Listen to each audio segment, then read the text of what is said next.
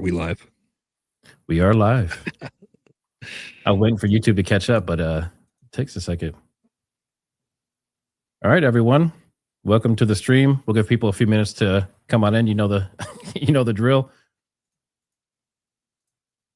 And if you can on your way in, put where you're watching from. I've been surprised how many people are watching from overseas. Interesting. It's almost 50% in some cases. You have 50% overseas audience? That's pretty wild. Yep. And then if you guys can also, make sure you fill out that poll on the way in.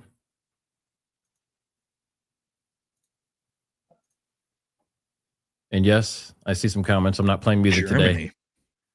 Maybe some copyright issues. Estonia.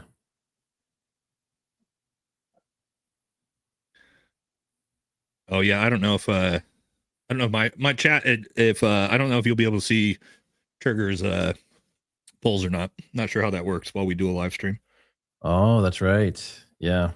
You would think they'd be able to, but who knows, maybe not. Because I don't think I can do a poll. Wait, maybe I can do a poll. You can on your side. I can on what was the poll? What'd you do? So the poll is, which do you believe more, official narrative or John Bray's Mike theory? Oh, we did this poll when I did John's episode, and it was, I think it was 85% believe John's theory over the official narrative, maybe higher. Wow. We did it at the end of the episode too, after I covered everything. We'll put it up here for those of you who've seen the episode that we did. John's Cash Patel's. Go, John. God bless you. Watching from Scotland. Scotland. Arkansas Razorbacks, huh? All right. So we are quickly approaching 2,000. So we'll go ahead and get started.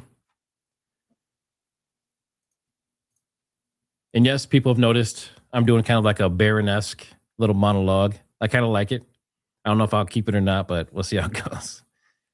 All right, welcome to Triggersmart and Valhalla Multistream. Today we're examining the exploding mic theory on Charlie Kirk's death from researcher John Bray. He alleges that a rigged wireless Rode mic under Charlie's shirt detonated and launched a circuit board into his neck or some other kind of shrapnel, and that explains the rectangular wound, which we'll look at without blood, the corticate posture, and scene chaos. This is also backed by software mapping of the energy disbursement seen on video and also some testing. So first we have John Bray here. He's on the bottom. And then former Green Beret Valhalla VFT, who brings elite military expertise in tactics and real-world scenarios. So we'll do Q&A at the end, most likely, and anyone who does super chats will be prioritized. So let's go ahead and get into this. Now, I thought it would be cool to kind of start this off with some information that I found the other night. And it's basically more pieces that kind of support this theory, and then we'll actually go into the debate. And obviously, if this is your first time here and you haven't seen Valhalla before, make sure you go subscribe to Valhalla VFT on YouTube. And then John Bray is also on X. All right. Let me share this screen. Well, thanks for the kind words, man. You are very welcome. All right, here we go. So this is kind of just, this is a comedian. And he's kind of saying how P. Diddy and Erica have some commonalities. How Diddy acts after that, and it's just so sinister because right after that he launches his own album, and suddenly he's mega famous and he's dancing at the MTV Awards. Like, you know, you've seen those videos, right? Can you even fathom like losing the person most important to you in your life, and then within weeks you're already in the spotlight, launching your solo career, you're back in the studio, building off of the glamour that the person with you attracted this whole time. You're even meeting the president. Can you imagine anyone doing anything like that in September of 2025? Can you imagine? Are you a hot sleeper? Uh-oh. Do you find yourself? I'm not a hot sleeper. You don't have premium, dude? I do, but not on that account. So it happens only when you're live. All right. So now this is another interesting piece, and hopefully you can see this, but this would be to Charlie's left side. And where these arrows are pointing, at the moment of impact, whatever hits him, there are two black specks of glass or plastic or something that are in the air. And there's a video that shows it, but you have those, and then you have these pieces, there's like 3 or 4 different pieces that are falling down that are black specks, same time, and that's behind him. Remember, the back of his shirt bulged out too. And then we have, see if I can pause it at the right spot. It shows very clearly something pretty sizable right there. You see that? Yep. So Now that's at the moment. Sorry, there's also the one Baron and Ian were showing of like something just like that, like also almost looked like it was falling from above as well, right? And that might be the same piece because it was basically behind him from the tent, or I guess they said it hit the tent and came back down. So, but you have that. That makes sense, actually. And then this is kind of the same one. It's really hard to see in this one, but it's the same specs that are flying past that hat. So that's more things that are kind of supporting. But I also went,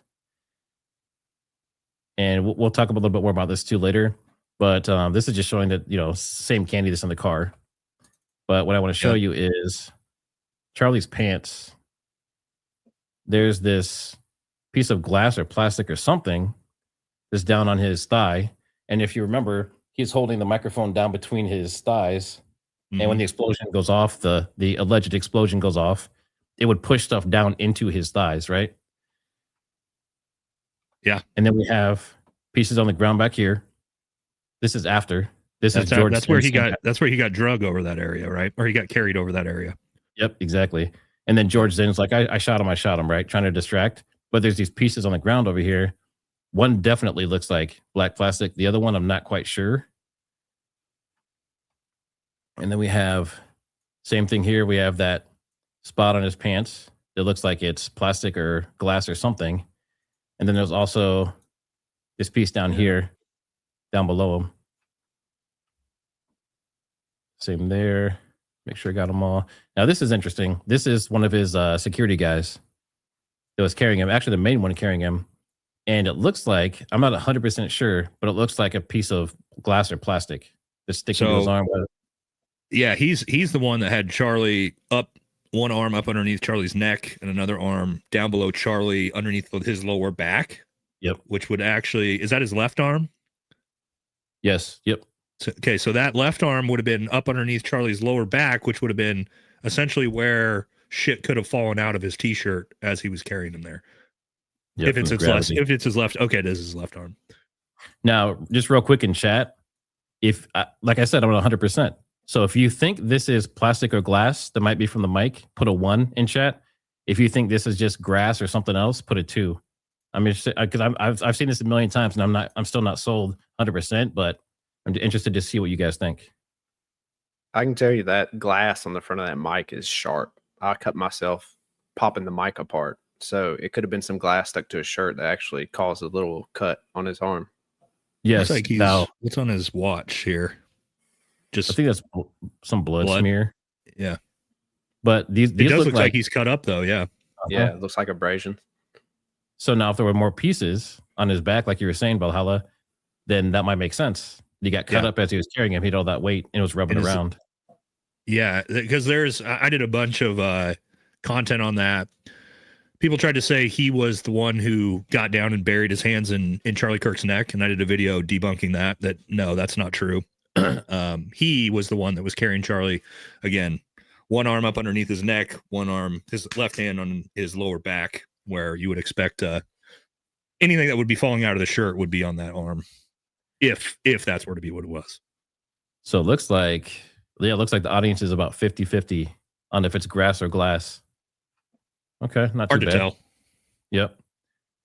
All right. So, and then really quick, especially John. So you remember Callie Kukul, the one that had the pendant theory on my channel? Still don't know who this person is. Have no idea who they are. There's this black piece that this person originally thought was like the entry wound, right? They were thinking like a shot from the back. And now that they've heard your theory, they might think that this is possibly that's not an entry wound. You wouldn't even be able to see it in his hair. Okay, so that rules that out. Yeah, so that would definitely not an entry wound. Yep. I mean, I'm not sure what it is, but you wouldn't be able to see an entry wound from a high-powered rifle in Charlie Kirk's hair like that with that low fidelity. You wouldn't even be able to see it. Okay. And then next we have this is interesting. I don't know if you can explain this, John, but so say this is right after he gets hit, right? This is like when the event happens. and there's like this sharp edge, right? This whole thing puffed out, and originally people were like, Yeah. oh, maybe it's from the gunshot, right? The cavitation, but like you said, you've already said this, Nate. It It's wouldn't not go that far. cavitation. Nope. Yeah. Nope. That's not So- cavitation. So now, John, do you have an explanation for what you think might have happened here? Along This with is your the theory? most bizarre frame. This video in particular was shot at 30 frames per second. Cub was probably, I don't know, less than 10 feet to the left of this guy that was Mark that shot this video. His video was at 60 frames per second, and you only see a blur of it in Cub's video. How like this, it had to be just so fast that the shutter speed difference between Mark's camera and Cub's camera was able to capture a single frame of it. It's only a single frame. So the only way I can explain it is the expansion gas, where it's just the gas basically stretching that collar out. Kind of what you see from the UVU angle, where it just looks almost fake, where his collar's all blown out and everything. And particularly this video, the shock waves that you see go across his face. I mean, like, look at his neck and his hairline, like everything. His whole flesh is like deformed from the shock wave that goes up. When I first saw it, I was convinced it was fake. But then I looked at Cubs video, and frame to frame, everything's the same. The only thing that Cubs video doesn't capture is the big shirt hump. But if you look really close at Cubs video, you can see just the ghost of it, where it's like he was catching it. His video was either catching it on the way out or the way in. So whatever it was, it had to be so fast that, it was in between the shutter speeds of two cameras, one camera at 60 frames per second. So it's like, the only way you can really explain it is a high explosive that just has, a shock wave that's so fast that it's just going to cause that shirt to blow out and spring back. Now, could it be possible that there's a piece of shrapnel hitting this just based on the shape of it? Yeah, it's possible. That case, you basically have like the back of the case is a solid like a dish, right? It's a rectangular dish. So all the edges of it are going to be blown in all different directions. The face of the case is going to be blown off. The face of the case was facing like his flesh. So that's going to be like blown it across and more like towards the front of his shirt. And I think that's what ended up coming down the front of his shirt more and caused the cuts and black specks on his hand. And I think the bigger portions of the case ended up going kind of in all directions. And that's what we see. Oh, Got that's him up weird. there. Yeah, exactly that right. His hand was down in between, underneath his, basically in his crotch area.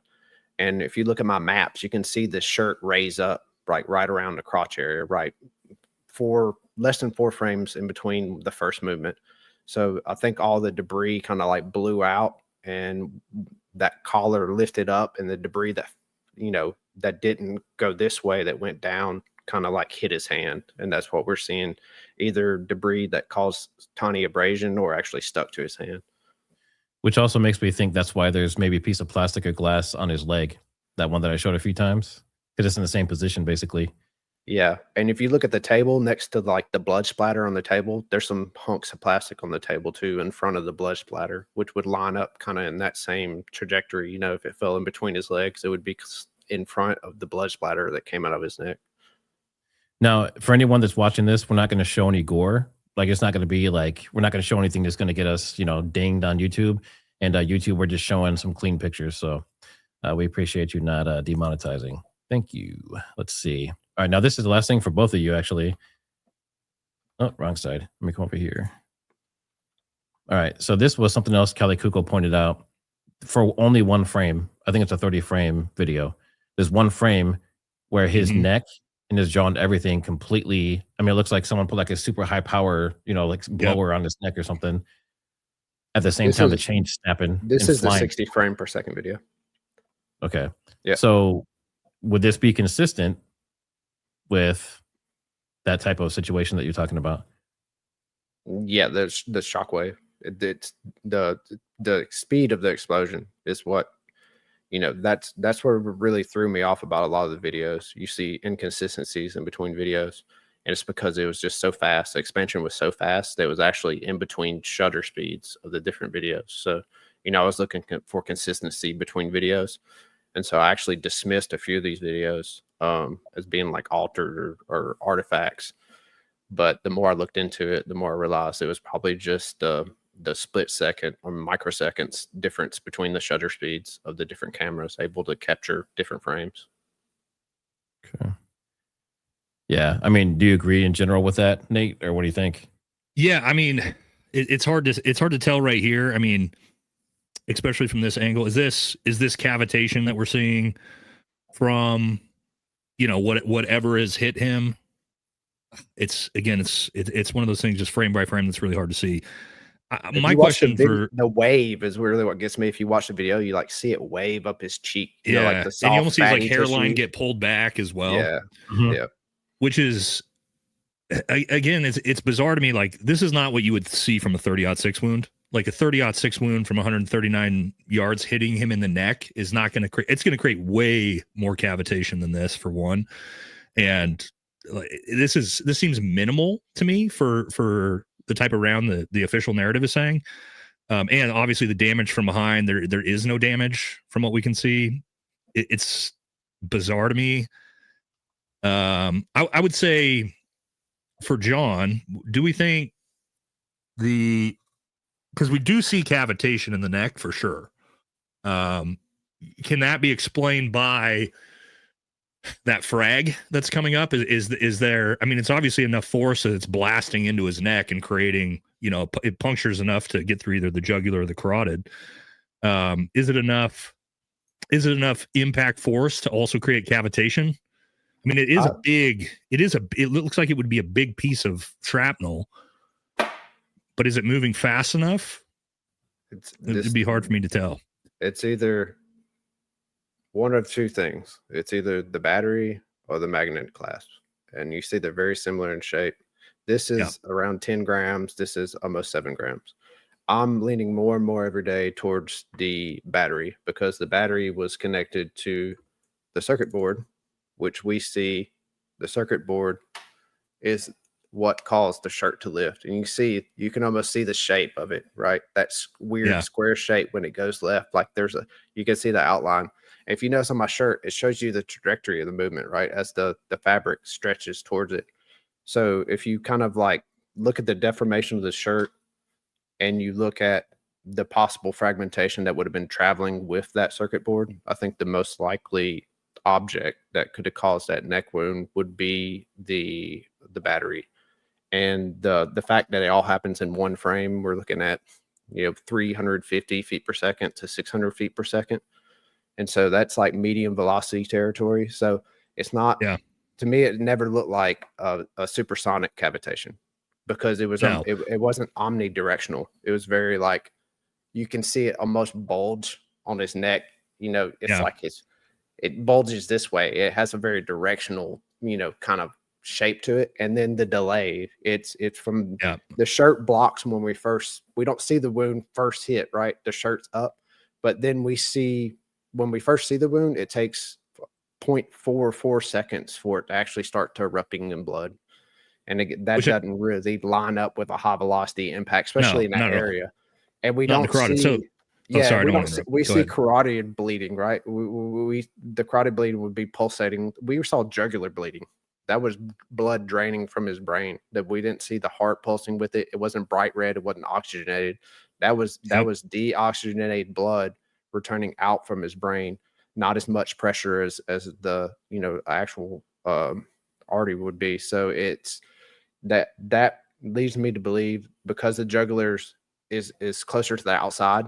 And that muscle, I forgot what it has a long name, but it has an acronym. But basically that muscle, when you flex your shoulders in, you see like his whole body kind of like do this, like he's shrugging, and when you do that, it creates almost like a hammock, that muscle that comes diagonal across your neck. And I think it was just enough to catch the edge of that battery. And that's what really like set it in. And that's kind of the motion you see. You see how it's like a bulge on the side of my neck and you see the outline kind of push out. That's what you end up seeing. And it takes like 2 frames for it to completely reach its peak and then come back. So that matches like a medium velocity impact. And then the penetration depth would only be like 3 centimeters. If it went any deeper, it would have got the artery. Like we would have been seeing heavy bleeding. So, it couldn't have been that fast. It was literally just fast enough with the right angle that it, kind of captured in that muscle of the neck and punctured in. And then because it wasn't that deep, kind of when he falls out or relaxes, it pushes out. So, we see the wound. It takes a full second for the wound to really start to bleed. And you almost see it bleed around the projectile. And then once it really starts to gush out, you see that rectangular shape in this image right here. You can see it really well. Hard right angle from two different camera angles. You can see this object fall to the ground, and then the heaviest bleeding follows that. So again, that leads to like something plugging that wound for a little bit. And then as soon as the plug comes out, the blood's free to just flow, unobstructed. Yeah, I just want to make sure with what we're looking at here. So this is the head. And then this is the fluid. We'll say fluid for YouTube, right? Yeah. And then this is the shape that his mapping software found coming back out with the fluid. So this rectangular square shape. So obviously we can't show the gore and stuff on here, but this is a representation of what he sees and what comes out. And if you go to X, you can see this in real time. Other people have said they saw something shiny, maybe. I don't know if you've seen that, John, but it's very interesting.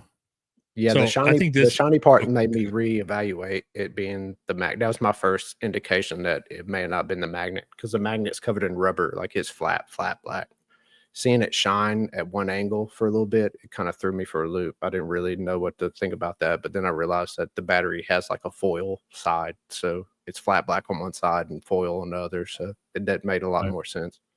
Cool. Nate, you can go ahead.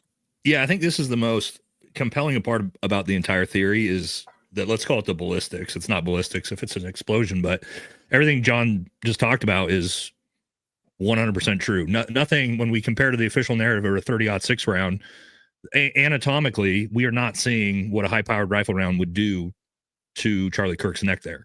You wouldn't, a high-powered rifle round, especially a 30-06, it's traveling at 24 to 2,700 feet per second with insane foot-pound pressure, 2,400 foot-pound pressure.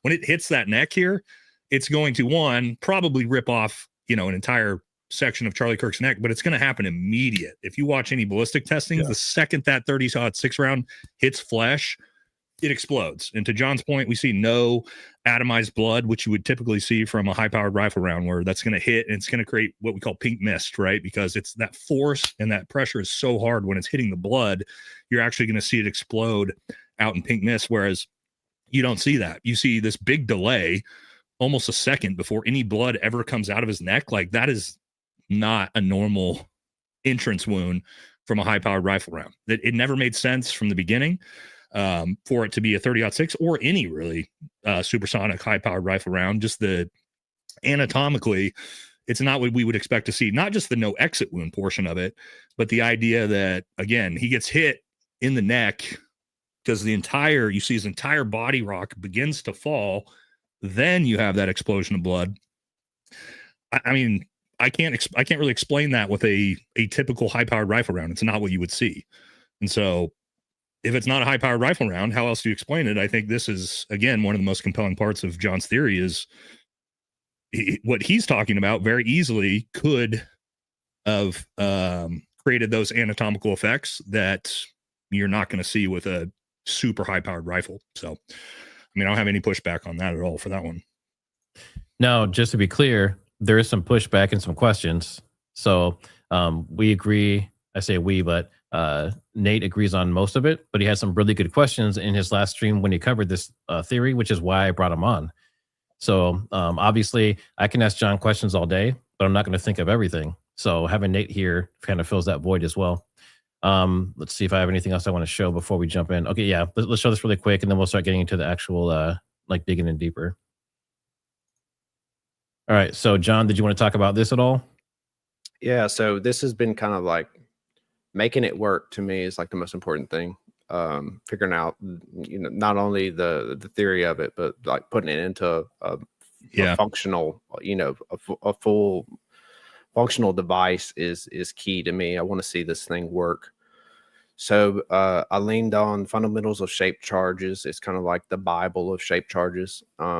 I took all the data that I could extrapolate from the different video angles and my mapping of the speed and the approximate energy we kind of see displaced and the directional nature of it. And basically ran the formulas and figured out the basic size that the charge would need to be. And then I actually bought the actual microphone that Charlie wore that day, so I could see how much dead space was in the microphone. Like electronic, especially consumer electronics, there's always like wasted space. Right? They make the case far bigger than it needs to be. And so getting the actual device was key for me to get the dimensions necessary to see what type of modifications had to be made to it. And basically it's the circuit board and the battery take up majority of the space. The rest of the components are really small. So the only thing that would be necessary to be able to fit the shape charge that you would need to create what we saw would just be reposition the battery slightly and remove some of the rubber spacing. So there's like a large rubber spacer in there for sound dampening and to keep the circuit board from, touching the other components. And so you just trim 4 millimeters off of it, slide the battery down some, and then the shape charge fits in there perfectly. The only thing I have to figure out now is the direction of the shape charge, which way it was pointed. But that's just going to take some testing. I'm running the simulations now. I have to do them in 2D. My computers aren't powerful enough to run the 3D simulations, but it's largely like a very directional explosion. So it's accurate enough that I can get a good idea of which direction it was facing. And, that positioning of it also explains, the fragmentation and the circuit board that we saw, the trajectory of the circuit board and the battery. Basically, they're going to be on the back face of the charge. So the wasted energy of the charge, 90% of the charge goes through the face of the microphone, the glass, face that we see fragmented, and that's against Charlie's chest. And then the kind of equal and opposite waste energy of the 10% that doesn't get put into that jet is displaced into the remaining of the case. And that includes the battery, the circuit board, and the actual outer case which is ABS plastic, which is the larger fragments that we see everywhere. And so that is responsible for the trajectory, the energy we see displaced in the shirt, and then obviously the fragmentation of the main case and the power that launched the circuit board and the battery across his chest. All right. So for people that are in chat, they're asking, so what is the red and what's the blue? The blue is just a part of the actual components. The red is the actual shape charge. So it's just it's a cylinder with a charge at the end of it, and it has a cone. And the idea is that it uses the Moreau effect, where you're basically taking an explosion and you're instead of allowing it like a traditional frag was going to go radially, it's going to explode in all directions. This is channeling all that explosion into a stream. So it gives it a path to escape, but it's a narrow path that cones out. And so as it speeds up through this cone, it's basically like a nozzle. It's going to start to pull material from the cone, and that adds like aggregate to the jet stream. And that's what gives it its penetrating power. So it's either, I'm leaning towards that it was probably a polymer cone or a PTFE cone, just because it would have been the most compact. The copper cone would have taken a little more space, and it would have been easier to detect. So the copper cone would give you a higher velocity and deeper penetration, but the PTFE or the plastic cone would be able to give you a wider spread. And I think that kind of explains why we see more of the energy displaced in the shirt and around the device, because it wasn't as optimally designed as it could be, right? They had limitations to be able to fit it in there. So that's why we see the fragmentation, the trajectory of the circuit board and the battery and the shirt blowing up.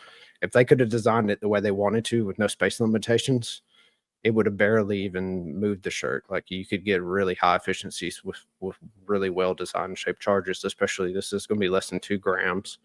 So it could be very efficient in its delivery of that jet. And with flesh, it's usually these are made to penetrate, Tanks. armor, hard structures, right? So Yeah. flesh is like easy work for it. So it doesn't have to be that powerful to penetrate deep enough to cause mortal wound. And for people who haven't seen this before, the actual, I don't know, what is it, plasma or whatever actually comes out is coming out of the small end. Yeah. So it's like it's directing it through that direction to the right. Yep. All right. And then one thing that's interesting, and actually I'll save that until we start the debate. All right, cool. All right. So that's everything I have personally. So Nate, if you want to start on your questions and your testing of the theory. Yeah. So, I mean, there's always the one I was just thinking about is I like theories that are not complicated, right? Me and Trey were talking about that. The more people that are involved, and the more people have to coordinate, the less likely I like the theory, just because tactically, when you're on the ground and you start doing things like this, it gets super, super complicated if you got a lot of people involved. So and these are just questions for John. I'm not trying to sharpshoot, but how do you think, or who in places this? It has to be somebody at TPUSA. Is it a security guard? Like who's getting a hold of this microphone? How are they? I don't know if they're swapping it out. I mean, I do like the idea that this is kind of a set it and forget it, much the way that the Israelis did with the pagers, to where months later you can just activate this thing when you want it to.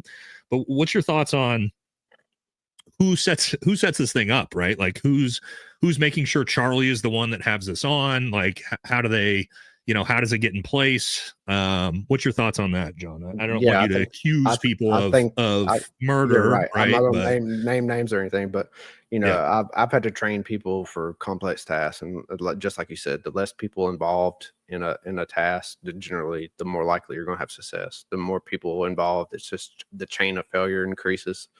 So in thinking this out, I always thought about that. Like they would want to reduce the amount of people, the liability, right? You don't want unnecessary people involved. You wouldn't want to have to trust. So that immediately sent me to that it was probably acoustically triggered, that, you wouldn't bank on someone sitting there watching Charlie, listening for the rifle shot to time it. Like you would either want the guy that makes the shot to set it off with the rifle shot, or have the actual device set off by the percussion of the shot, or the sonic sound of the projectile passing by.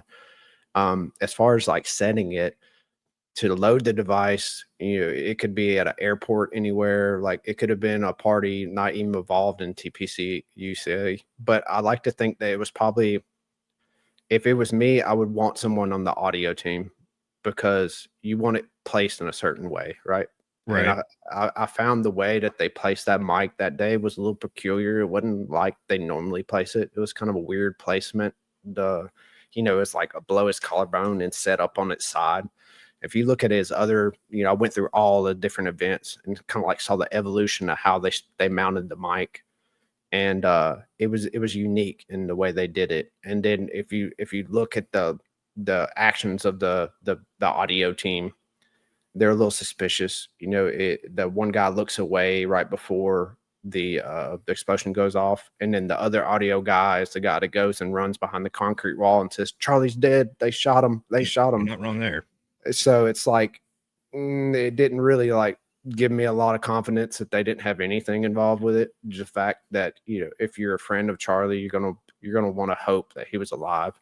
They saw him for maybe a split second after the rifle shot before they ran off, and he's already concluded that Charlie's dead, that they shot him. And then the one guy was, all his other productions where they're doing these type of Q&A things, the audio guy's standing up and he's right by Charlie. That day he's like ducked behind the table, the whole time. And then right before it goes off, he literally like tucks his head down like he didn't want to see, like he couldn't bear to watch. So, just the actions of those two led me to believe that they at least had some knowledge that something was going on with the audio of it. And then the audio team today, there was just weird audio things going on that day. They were doing adjustments to the speakers. There were some weird things going on with the audio. It wasn't a normal AV day for that type of event. So at least they had some knowledge of it. And if anybody needed to be in the know of, that was going to happen, they would be the ones, right? Because they're putting a mic on them. They would need to make sure it's in a certain position to be able to ensure that the device would deliver the charge, because it's absolutely directional. So, you just can't willy-nilly put it on him. It could just shoot across his shoulder or something, Right. So Yeah. that led me to believe that at least those two involved. And then obviously you have the person that made the shot. So I would say that you would have to have at least 3 parties involved, plus the party that planted the explosive, which could be anywhere, anytime. The device would work perfect. It could have been months in advance that they planted it. So I would say that. And we know that there's operational leakage, right? We had the old man Zim. We had, there was other parties involved. You had the skinny kid in the assassin suit walking around with the rifle sling in his bag. Like, there was obviously that they put noise in the crowd just to give people things to look at and, chase who was the shooter. So that led me to believe that, there was obviously somebody had pre-knowledge, and if somebody had pre-knowledge, it couldn't have been just a lone guy that decided he was going to travel to UVU and shoot Charlie that day, because you can't explain the old man, the skinniest assassin kid, and the weird actions of the AV team with that explanation. So, I don't like even that many people being involved, but I think that's a workable amount of people that you could probably pull it off. And we'll see if that time will tell, that they're not going to get better acting. You know what I mean? They're just going to get more suspicious acting as the pressure gets put on them. So we'll see how those two continue to act as time goes on and people continue to question this event. If they continue to act suspicious, or if they come out and try to clear their name, we'll see. Well, everybody's definitely continuing to act suspicious. Right. There's no doubt about that in this. It's not helping scenario. my suspicions. Yeah. And then Brian, that security guard going on and like trying to pass the buck to the UVU police and everything when it was pretty clear. We did. Yeah. We criticize him viciously for that. I do want to ask you though, because that brings it into the security, talking about the actual shape charge itself. Because as far as I understand it, right, is your theory is the directional shape charge itself is hitting Charlie essentially in the chest and the sternum, and it's the frag from basically the housing mechanism exploding, causing frag to the neck. Would you expect, because now that we have, and this is something we didn't have when I covered it before, and I wanted to ask you about, if you can pull up the pictures from behind Charlie, would we expect, and again, when it comes to IEDs, I know a lot about IEDs, but not pocket-sized IEDs, right? So a shape charge in a tiny little housing mechanism, I don't know the real damage of what this would do. Would you expect this? Because now we know it didn't blow through his sternum, through his back, and then out of his back, right? We can see that whatever the shape charge may have been, at least, I don't know, maybe it's not high enough up on the chair enough, but we don't see like an exit wound through. Would we expect something like that with something that small? I mean, again, I this is outside of my realm of expertise for a tiny IED like this. Yeah. But what would you think? I mean, would we expect to see full through and through for something like this? Because it doesn't look like we have that. Yeah, I think if it was fully efficient, it would have been full through and through. I think the reason we don't see an exit wound is because it hit him diagonally, so it traveled kind of across his chest instead of like straight through and through like a linear path. And the fact that it was inefficient for the size that they had to fit it into the case. And I think that's why it was important for the audio team to place it in such a way that directionally it was kind of faced towards his heart. And I think that explains his physical reactions too. And the blood didn't really seem to have he stopped bleeding too early, even with the jugular. He should have bled longer than he did. It looked like the blood already evacuated his body within about 3 seconds, and his heart had stopped. I think his heart was his upper chambers of his heart, I think, were impacted by the shape charge. So it was just enough to penetrate diagonally across his chest and kind of hit his upper chambers of his heart. And the shock wave was enough to damage his midbrain and his brainstem.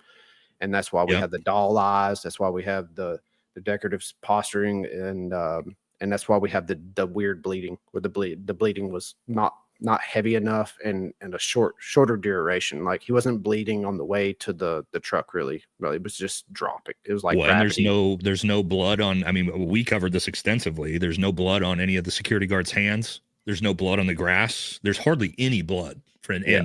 And I can tell everybody here that I've treated real gunshot casualties in war, and regardless of what people want to tell you, there's far more blood than you can possibly fucking imagine, especially from a jugular or a carotid injury. So the idea that we just saw one big splurt of blood, There's no blood on the ground, the chairs. There's hardly any blood on Charlie or anybody. That never made sense for a high-powered rifle round wound to the neck or carotid or jugular to begin with. Like that never made any sense. And so I do like that about your theory, but I'm going to push you a little bit on this one, because if we're under the assumption that it's designed to hit him in the chest, right? And then we have basically, I guess you would call it an accident, right? Is that what you're thinking, John? Is like they're not expecting for this to hit him in the neck, but once they do, now it's kind of like, well, we need an explanation for that. Then I think this does, though, start to add more people involved, because when the security guards, like Brian Harpool, as he gets down on there, and they would have seen, right? Like, hey, this dude's got a concave chest or a big wound to the chest and also has this. We haven't heard anything from them. But wouldn't they then be involved too? Wouldn't Brian Harpool and the other security guards, and then potentially the coroner, the police, isn't everybody start to be involved if there's like a cover up of the wound to the chest? Yeah, that's a great point. And that's why I went into the forensics of it. Like, what exactly would this wound look like?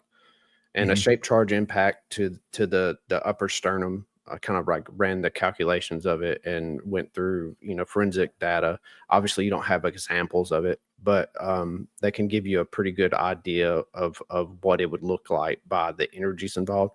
And it's a really small, clean entry wound. So, it doesn't, it would may not even see it at first if you were to be checking him. It would actually be easier to overlook because of the gruesome nature of the neck wound.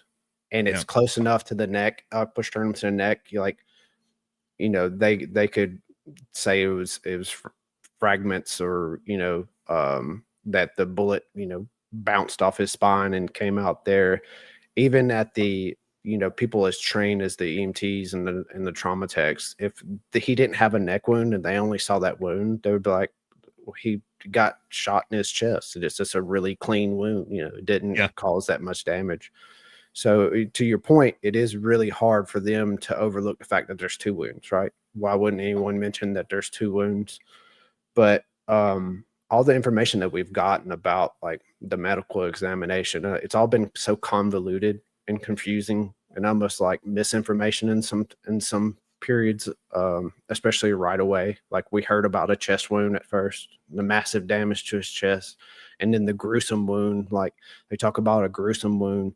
I didn't really consider the neck wound that gruesome. Like it was gruesome in the blood. Not from what you would expect from a 30-06 round. Right. Like he should have had a hunk of flesh missing. That would have been gruesome. That would have been what you would expect. So the internal damage is the majority of the damage that the shape charge is going to cause, just because it's so fast. It basically liquefies anything it touches. So it pierces the skin. It leaves a clean, almost cauterized wound.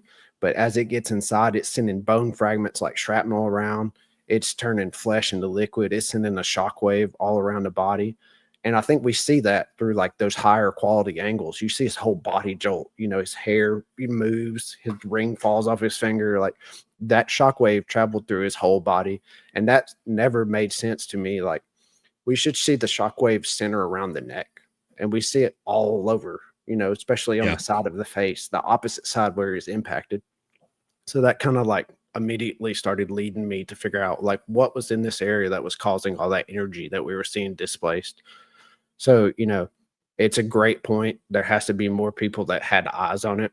But I can tell you, but from working with the government, especially when you have like people of higher power when they come in, we had the vice president fly in, the amount of pressure they can put on you just in the words they use and the way they talk to you. I did that for a career. They let you know, I know exactly what you're talking about. Yep. I mean, they don't tell you directly, but they basically look at you and talk to you in a certain way that that they could end you if you cause problems for them. So, there's amount of pressure that those people must be under to just forget about it is probably huge. And like I said, it's easy mental gymnastics for them to be like, it was a powerful bullet. It hit here. Maybe it bounced off his spine and caused a wound here. Like maybe it hit something different. Maybe it was the necklace that it hit and caused a pendant. Like it's just a lot easier for them to forget about it than it is for them to cause a stink and maybe like ruin their whole life. So I do think this is interesting because before we had any information, it was like day 1 or 2 when we were just watching footage.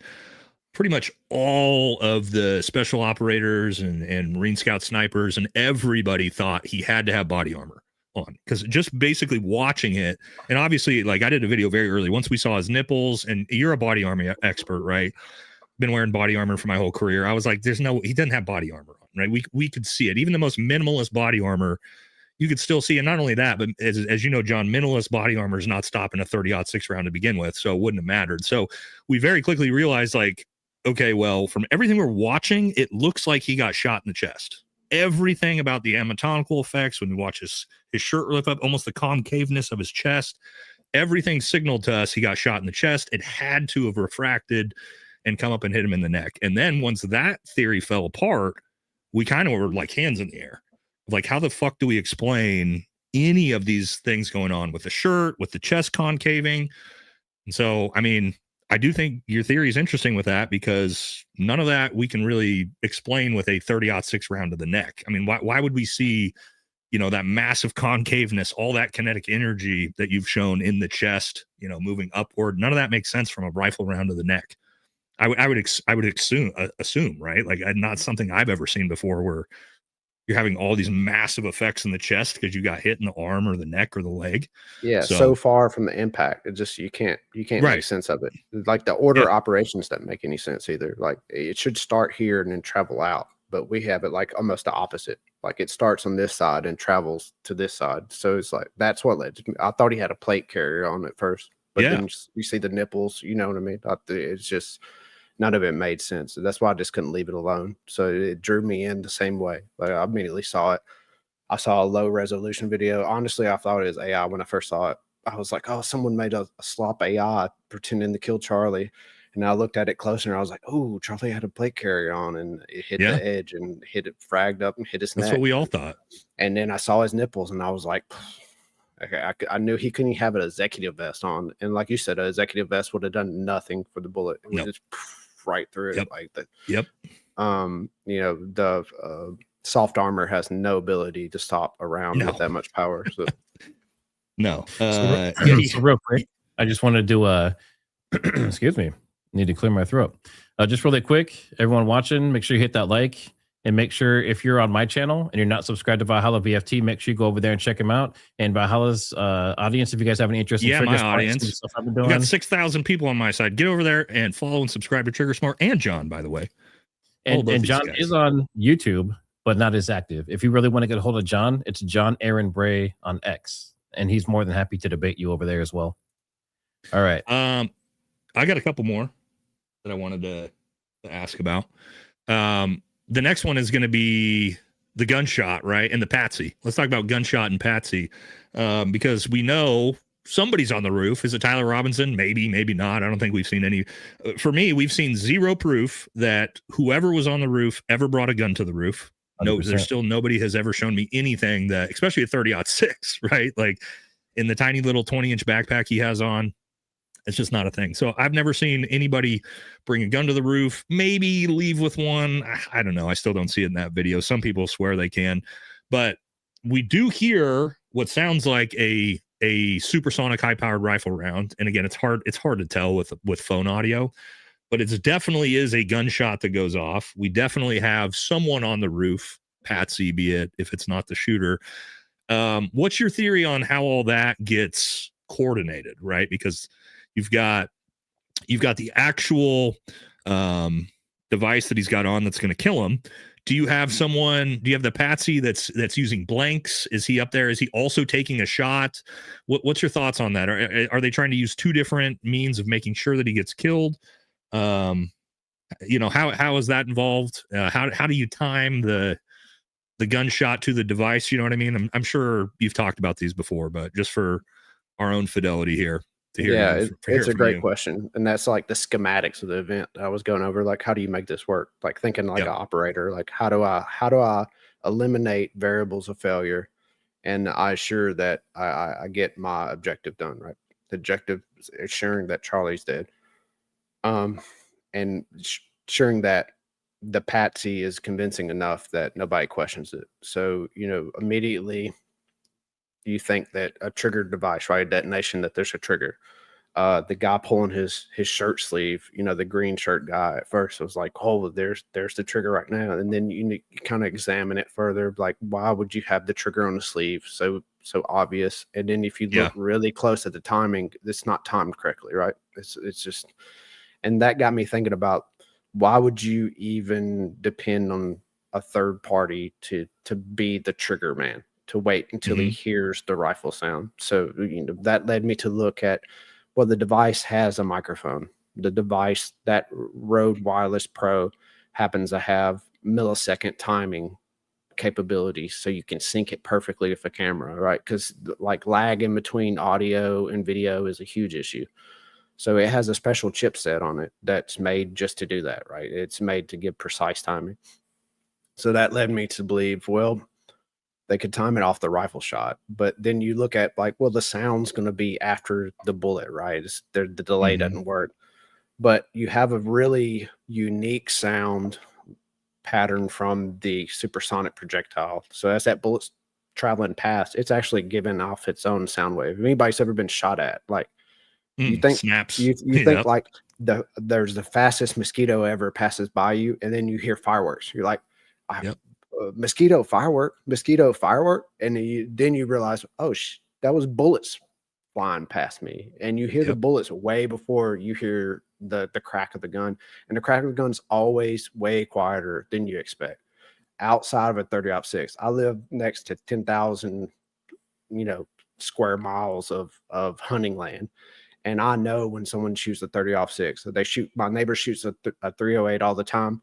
When someone shoots a 30-06, that thing barks. It is so loud, like wah, wah, wah. The whole valley goes off with it. So, that time delay between a high speed projectile like that, being able to have that microphone pick up on that very unique peak from that supersonic crack, you can have it delay that time. So if they have a predetermined distance, they know this shot's going to be taken from, which obviously they scoped the area. They know the rooftop that they're going to take the shot from. You could either use with a firmware, use the chip that's already on the microphone, or just add a little PCB board that has the set delay that, piggybacks on the microphone when it hears that certain peak. And the reason I think that that's the most likely is because you have the least amount of false positives, right? To get a false destination would be extremely difficult, because that's such a unique peak, that supersonic projectile. There's no way you're going to naturally run across that in an environment. And so once you trigger the thing, the only thing that's going to be able to set it off is that supersonic projectile passing by them. And then also another thing that just like, where does the bullet go? They have those fountains behind them. So you think he actually shot a real round? I really do think that they shot a real round, and they just shot it into the fountains, because you wouldn't want the bullet to hit anything, right? Or John, into the fucking ground, and then you just pave over it 2 days later. Boom, there you go, right? Well, and here's the thing. So they did that. Yeah, but the audio forensics guys, I've talked to 5 different ones. They all agree that there is 100% some kind of something broke the sound barrier in a supersonic manner that crossed the courtyard. So they all agree that there was definitely a shot of something. Yeah, and you can hear from the different camera angles, like you can hear that crack snap delay. You know what I mean? Like you hear the crack of that supersonic crack, and then you hear the black powder sound from the rifle round. And that the difference of the sound, I feel like, while the shape charge is a little bit louder than what the general sound of a 30-06 would be, it's super directional. And there was really nobody, the direction of that sound is going to be behind Charlie. And there was not a whole lot of people behind Charlie to really like. Wouldn't be that loud though, would it? From a shape charge that small wouldn't be. It would be that like loud. a flashbang. I think the people around him, people around him close would hear it, but it would be like a flashbang. They would think it would be like a fire, sound like a big firework, like an M80.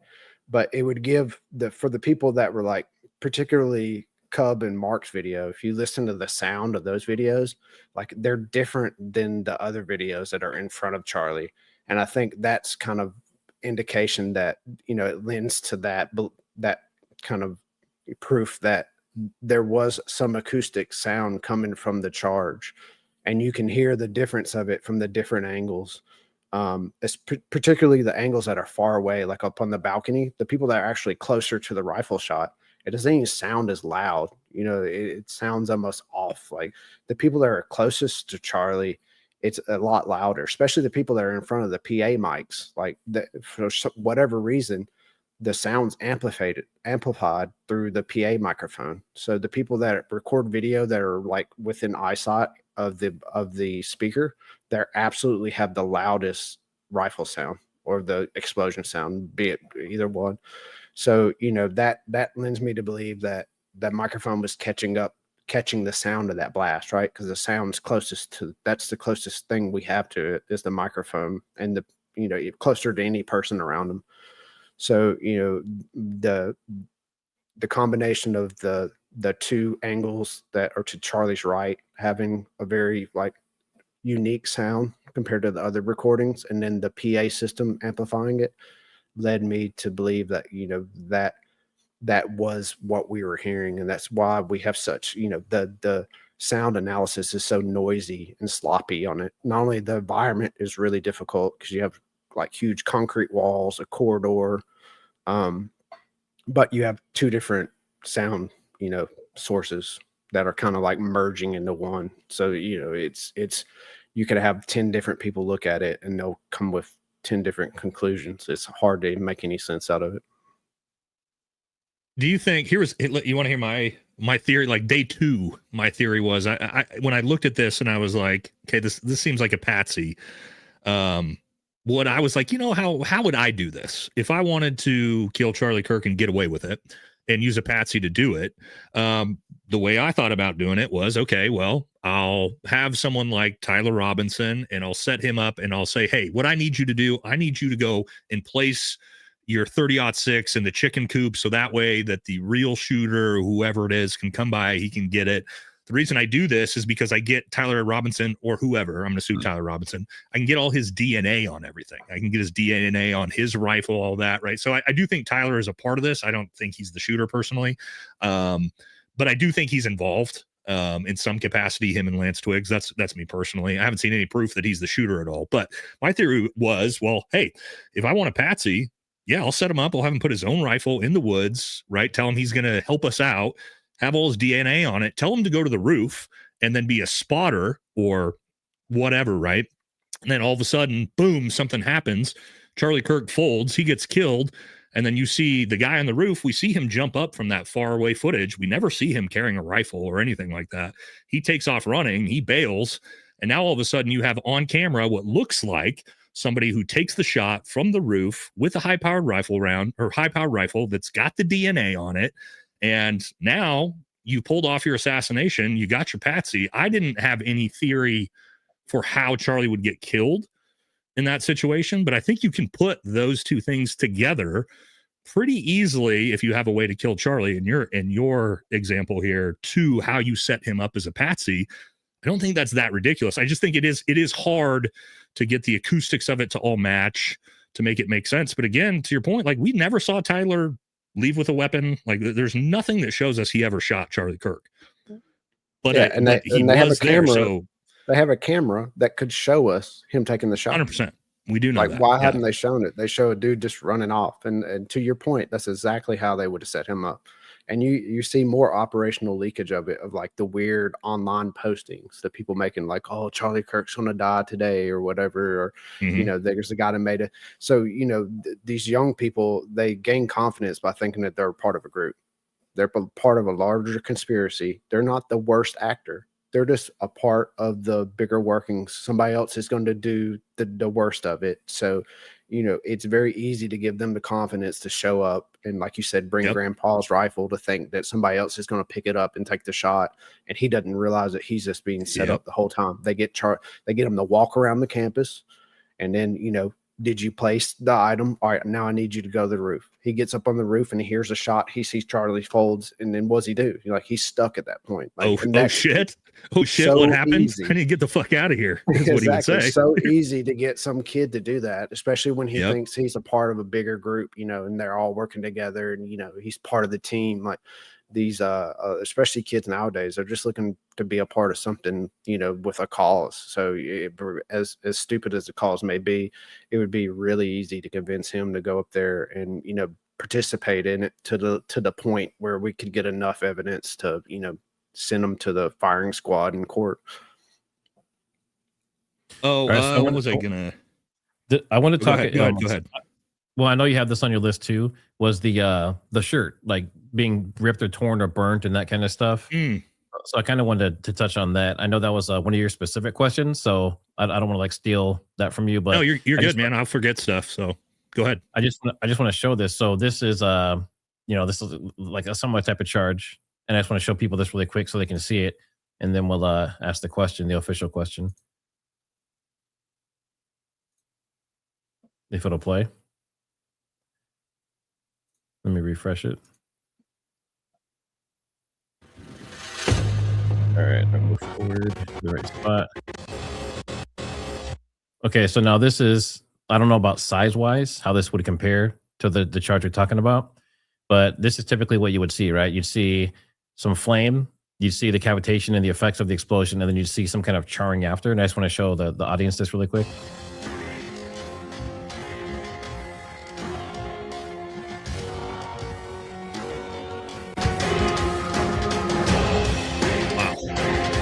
And notice the pieces flying. Yeah. Right.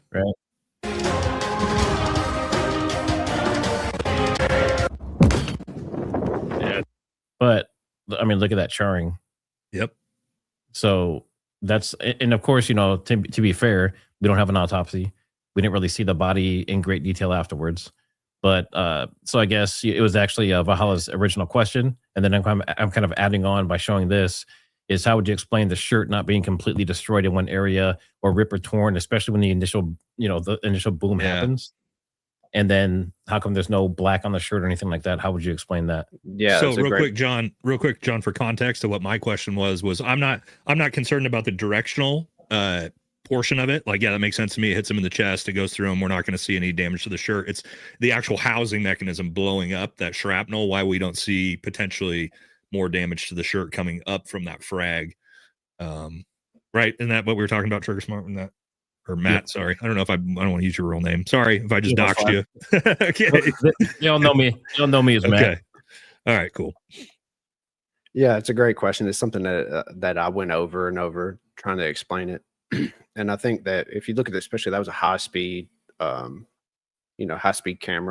and there was only flames for like a few frames of that high-speed camera, and it kind of gives you an idea how fast that explosive burns and expands. And I think the reason that we don't see more damage to the shirt is that the case, the circuit board, and the components of the device were kind of dampening it. And then this is not a shaped charge, right? This is a direct. You see how it's a circle? All the energy is going out radially.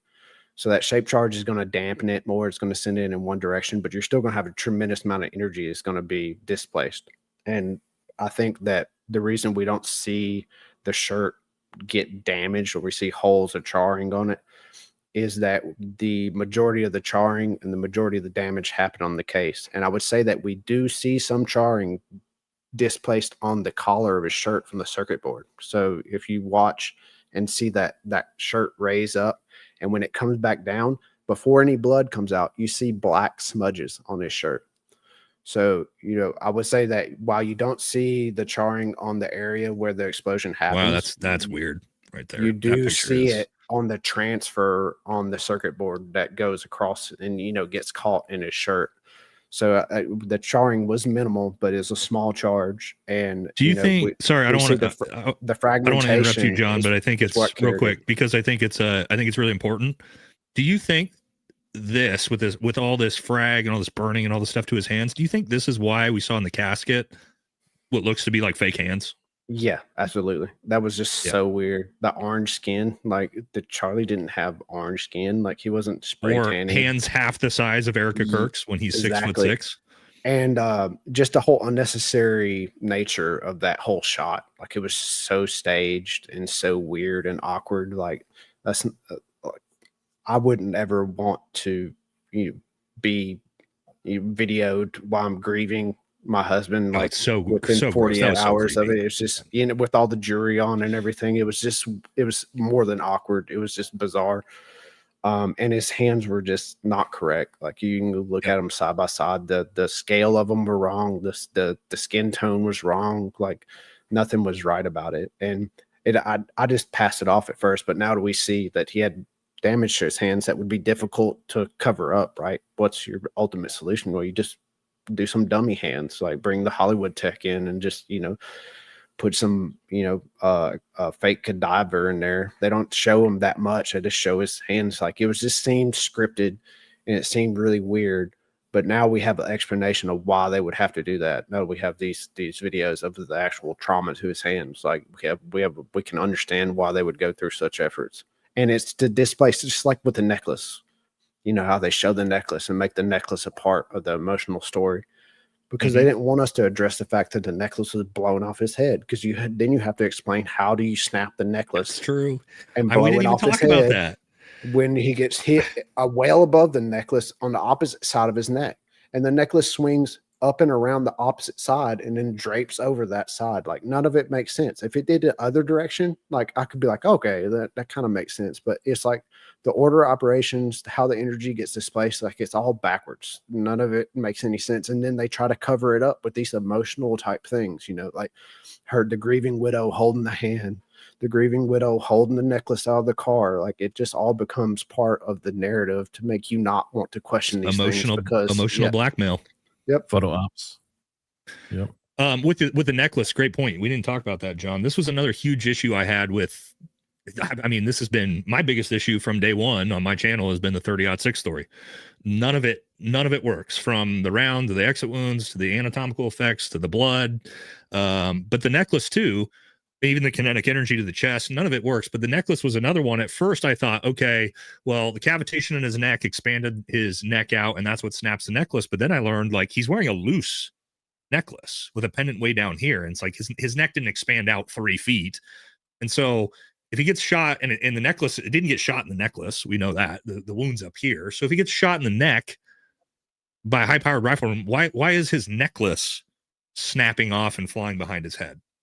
Yeah, that never made sense. It snaps right below where the microphone is too. If you look at when it goes across his face on that the videos from the right hand side, you can see the end of it.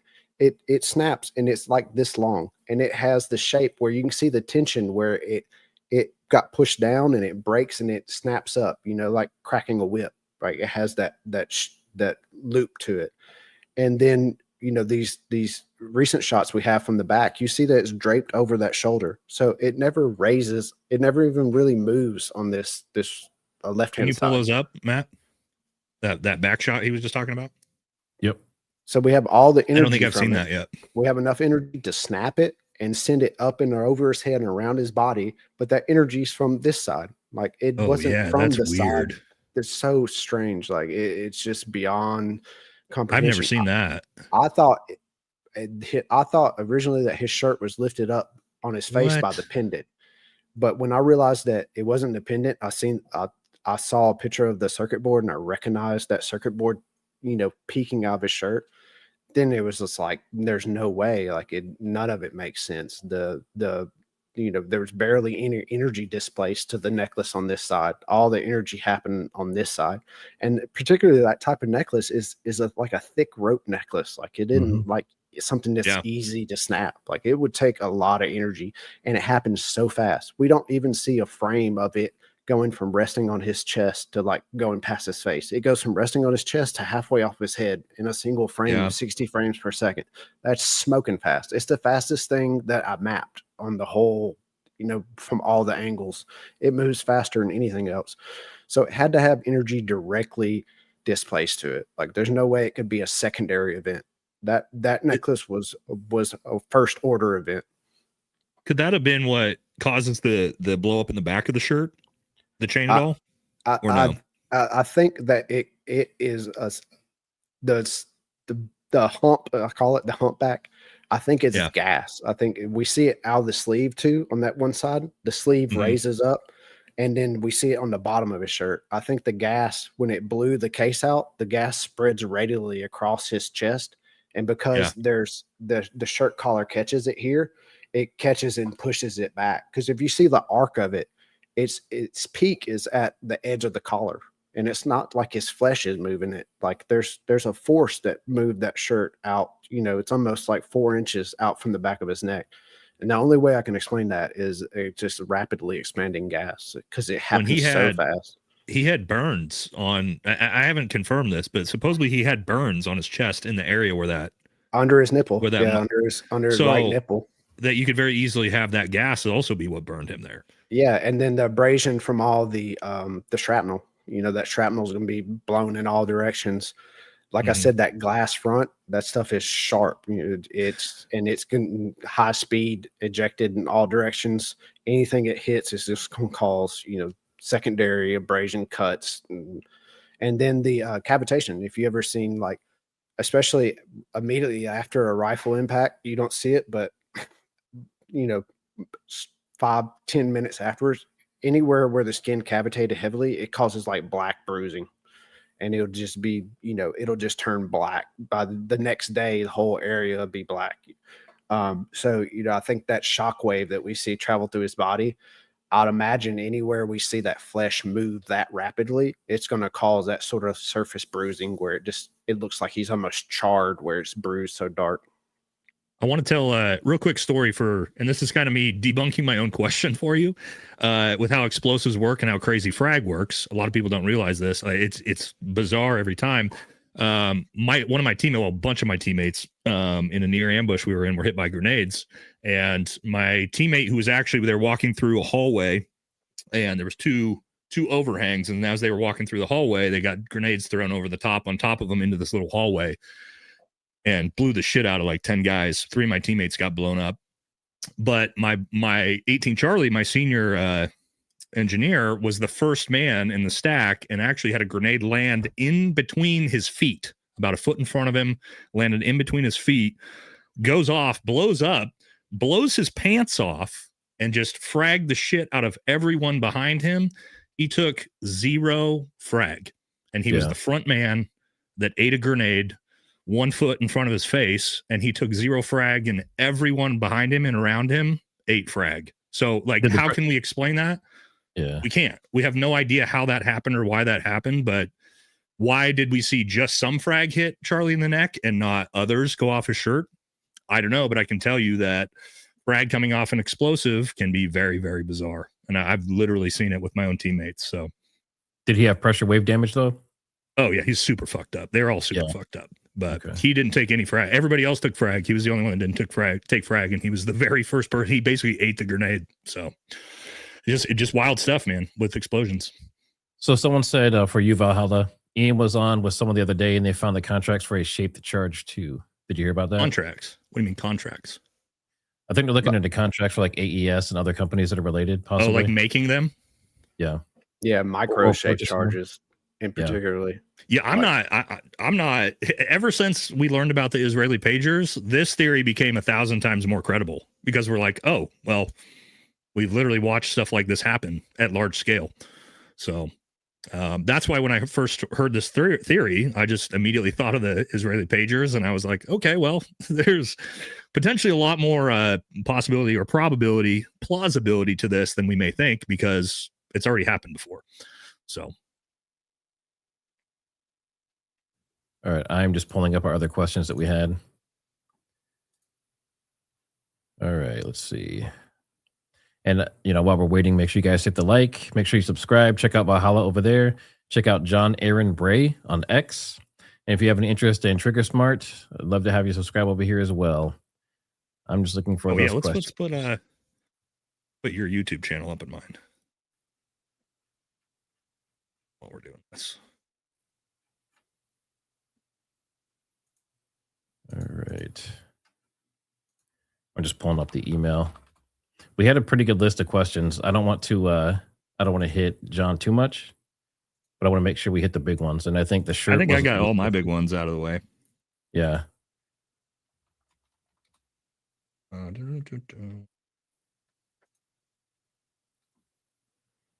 looks like we might have hit. I think we hit them all.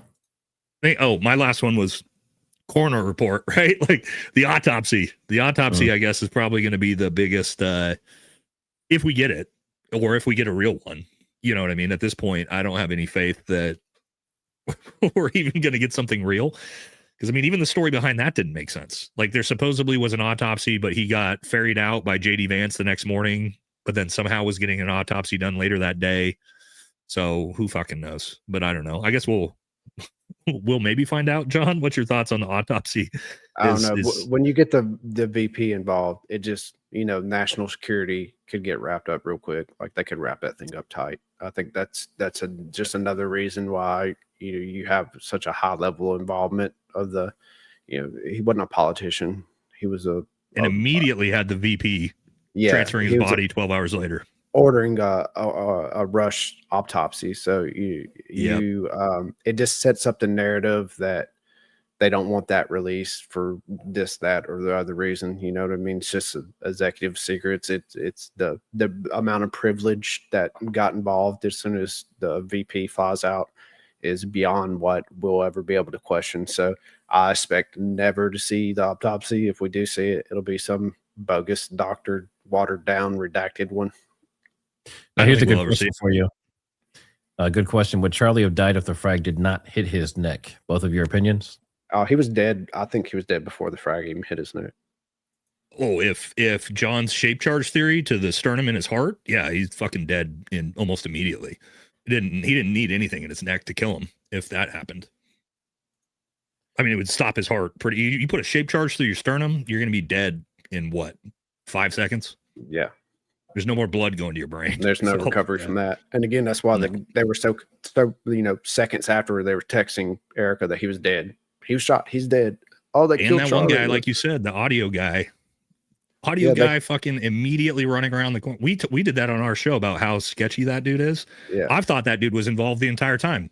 I had no idea how, but just strictly by his actions and running around the corner and immediately saying they killed him, he's dead. It's like, but you didn't even see where he got shot. Nope. How he got shot. What if he got shot in the arm, in the stomach? Like how did you know? Yeah. You didn't even see him hit the ground. All right. So if I went through all the questions that we talked about before, we've covered every single item. So unless you have anything extra, we can start going to Q&A. I'm good, man. All right. And this is my first time doing like the multi-stream with two of them. I think I can see when it's your super chat. It has a little link on it or something, right? So, yeah. So mine will have like a little dash. Yours will have nothing. Okay.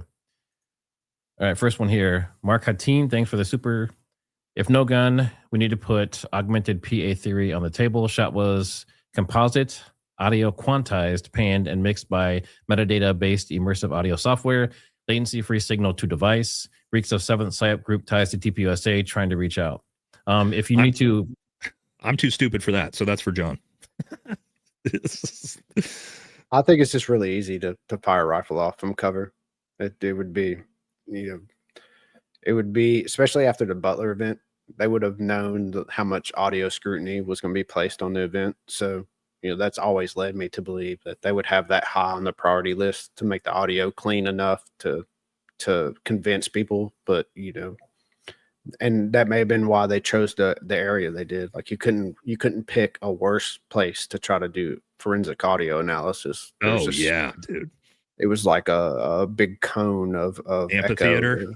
Yeah, exactly. A theater is just, and it was just impossible to make sense of it. So that's going to bounce off of each other inside that urban environment. Yeah, that's every microphone is going to pick up something different. So it's going to be hard to make any sense out of it. I think they knew that, and that's kind of why if they planned it that well to plan a device, they would choose the area really carefully, and that's probably more than likely. I just thought about this. What's your thoughts about the microphone exploding being a backup? What if he really did take the shot? I'm not saying it hit him, but the idea of like, hey, we want to make sure, like, hey, we set the Patsy up. The Patsy takes the shot. He missed. He's a dipshit 22-year-old kid, right? Yeah. Like people say it's an easy shot. It's an easy shot for a trained shooter. And you got to keep in mind, under extreme duress, it'd be in a shot someone like me could take because I've been under crazy stress. Also, like you potentially are going to get killed immediately after taking that shot. Like people don't really understand the amount of stress that shooter is under. But what if the patsy is also like actually taking the shot, and when they hear the gunshot, they're just going to fire it off anyway just to make sure. Yeah. And that's like, maybe you see the shot miss, and that's how many missed shot assassinations have we had? You know what I mean? It was like 2 in a row. Yeah.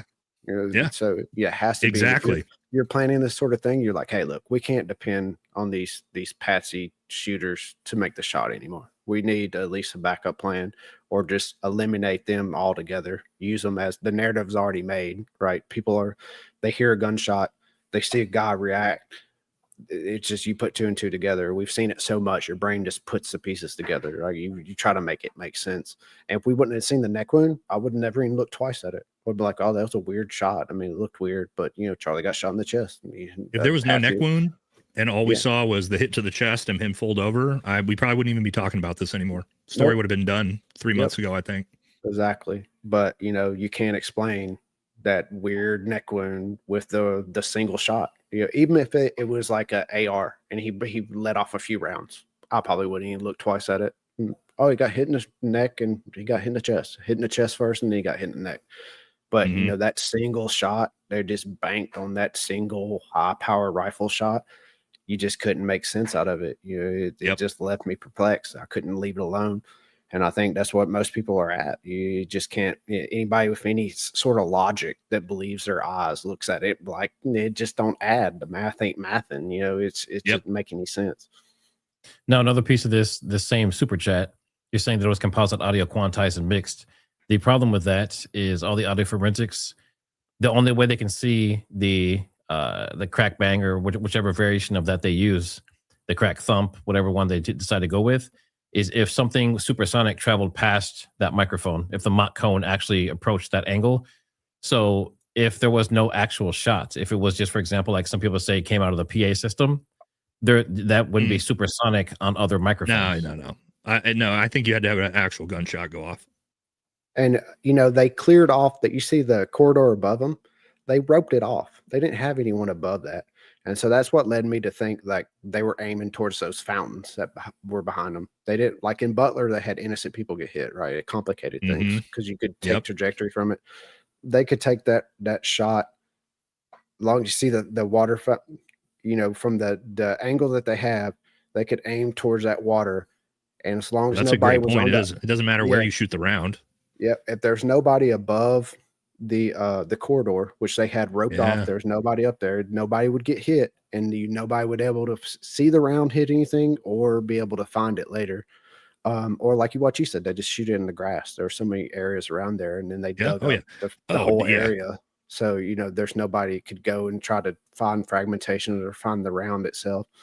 And you look at, the Kennedy assassination, that's always been a hard push to that, where you see like the sidewalk chips, where like they've learned from past experience. They're not going to take their past mistakes and not apply them to a new approach. They're going to take their past mistakes and they're going to be like, how do we prevent this from happening again? And I think this is just another example of it. I think it's important for people to really think about this, right? Is what are we comparing John's, and the reason why I like John's theory so much is, what am I comparing John's theory to? I have to compare John's theory to the official narrative, what the FBI is telling me. That's the baseline.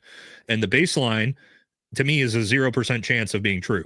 And so if the baseline doesn't work, okay, I have to look for some type of different theory, because nothing about the official narrative with the 30-06, nothing about it makes sense.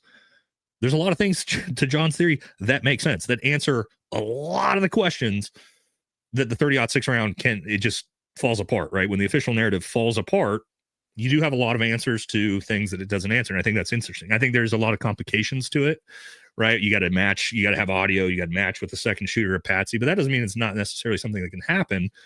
But what did I think we did, our poll was, we did a poll on our side, and it was 96% believe John's theory over the official narrative. So of 6,000 people. So, I mean, start to look at it that way, and you're like, okay, well, if it's not John's theory, well, then what is it?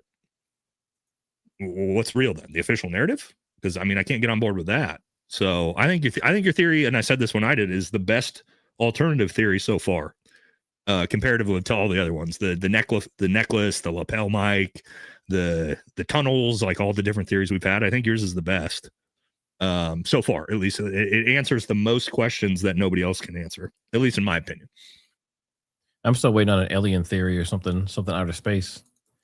All right, let's see. Oh. Mark Hateen, thanks for the super chat. Let's see. Bushman was mixing audio on the iPad. I guess that's the audio engineer, maybe. Beard told him device was go. You hear it feedback. They activated too soon. Extra speakers. So you're saying that the audio person has something to do with it, and that the feedback and stuff that was happening in the system was related. That the feedback is very normal in these type of events. And I've worked as a live sound engineer and done audio engineering and stuff like that, and that happens all the time. So I don't think the audio feedback had anything to do with what happened. Any thoughts from you guys on that? No, I talked about that too when I did the electrocution theory. I was kind of like, well, feedback sort of seems like a pretty normal thing with that type of situation. So, but I mean, I'm no expert. You know way more than me on that. Let's see. Hey, Trigger, you're one of my favorite people on YouTube right now. Just FYI. Well, hopefully not just right now. Hopefully that continues. Valhalla is a great addition. Can't wait to find out the new stuff from John too. Hopefully you guys learned something.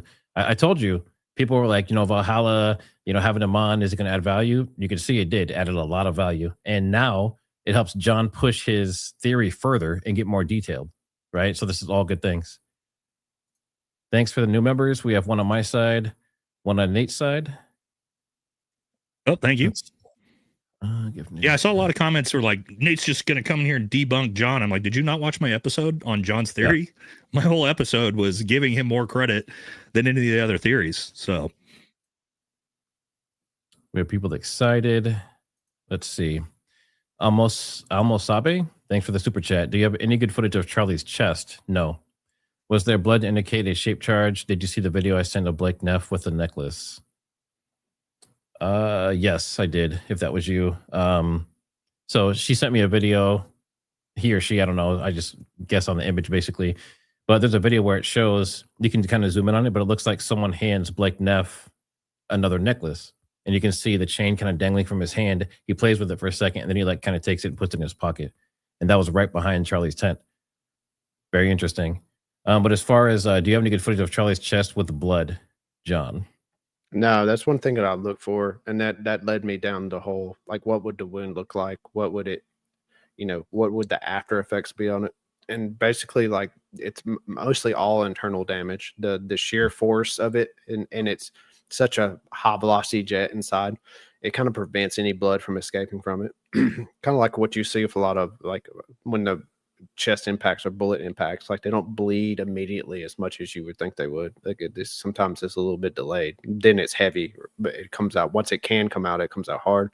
But there's some cauterization too, the not from the sheer heat, but just from the sheer, like, ripping force. It's almost like taking a water jet to someone's chest. It's a really clean, like a precision cut.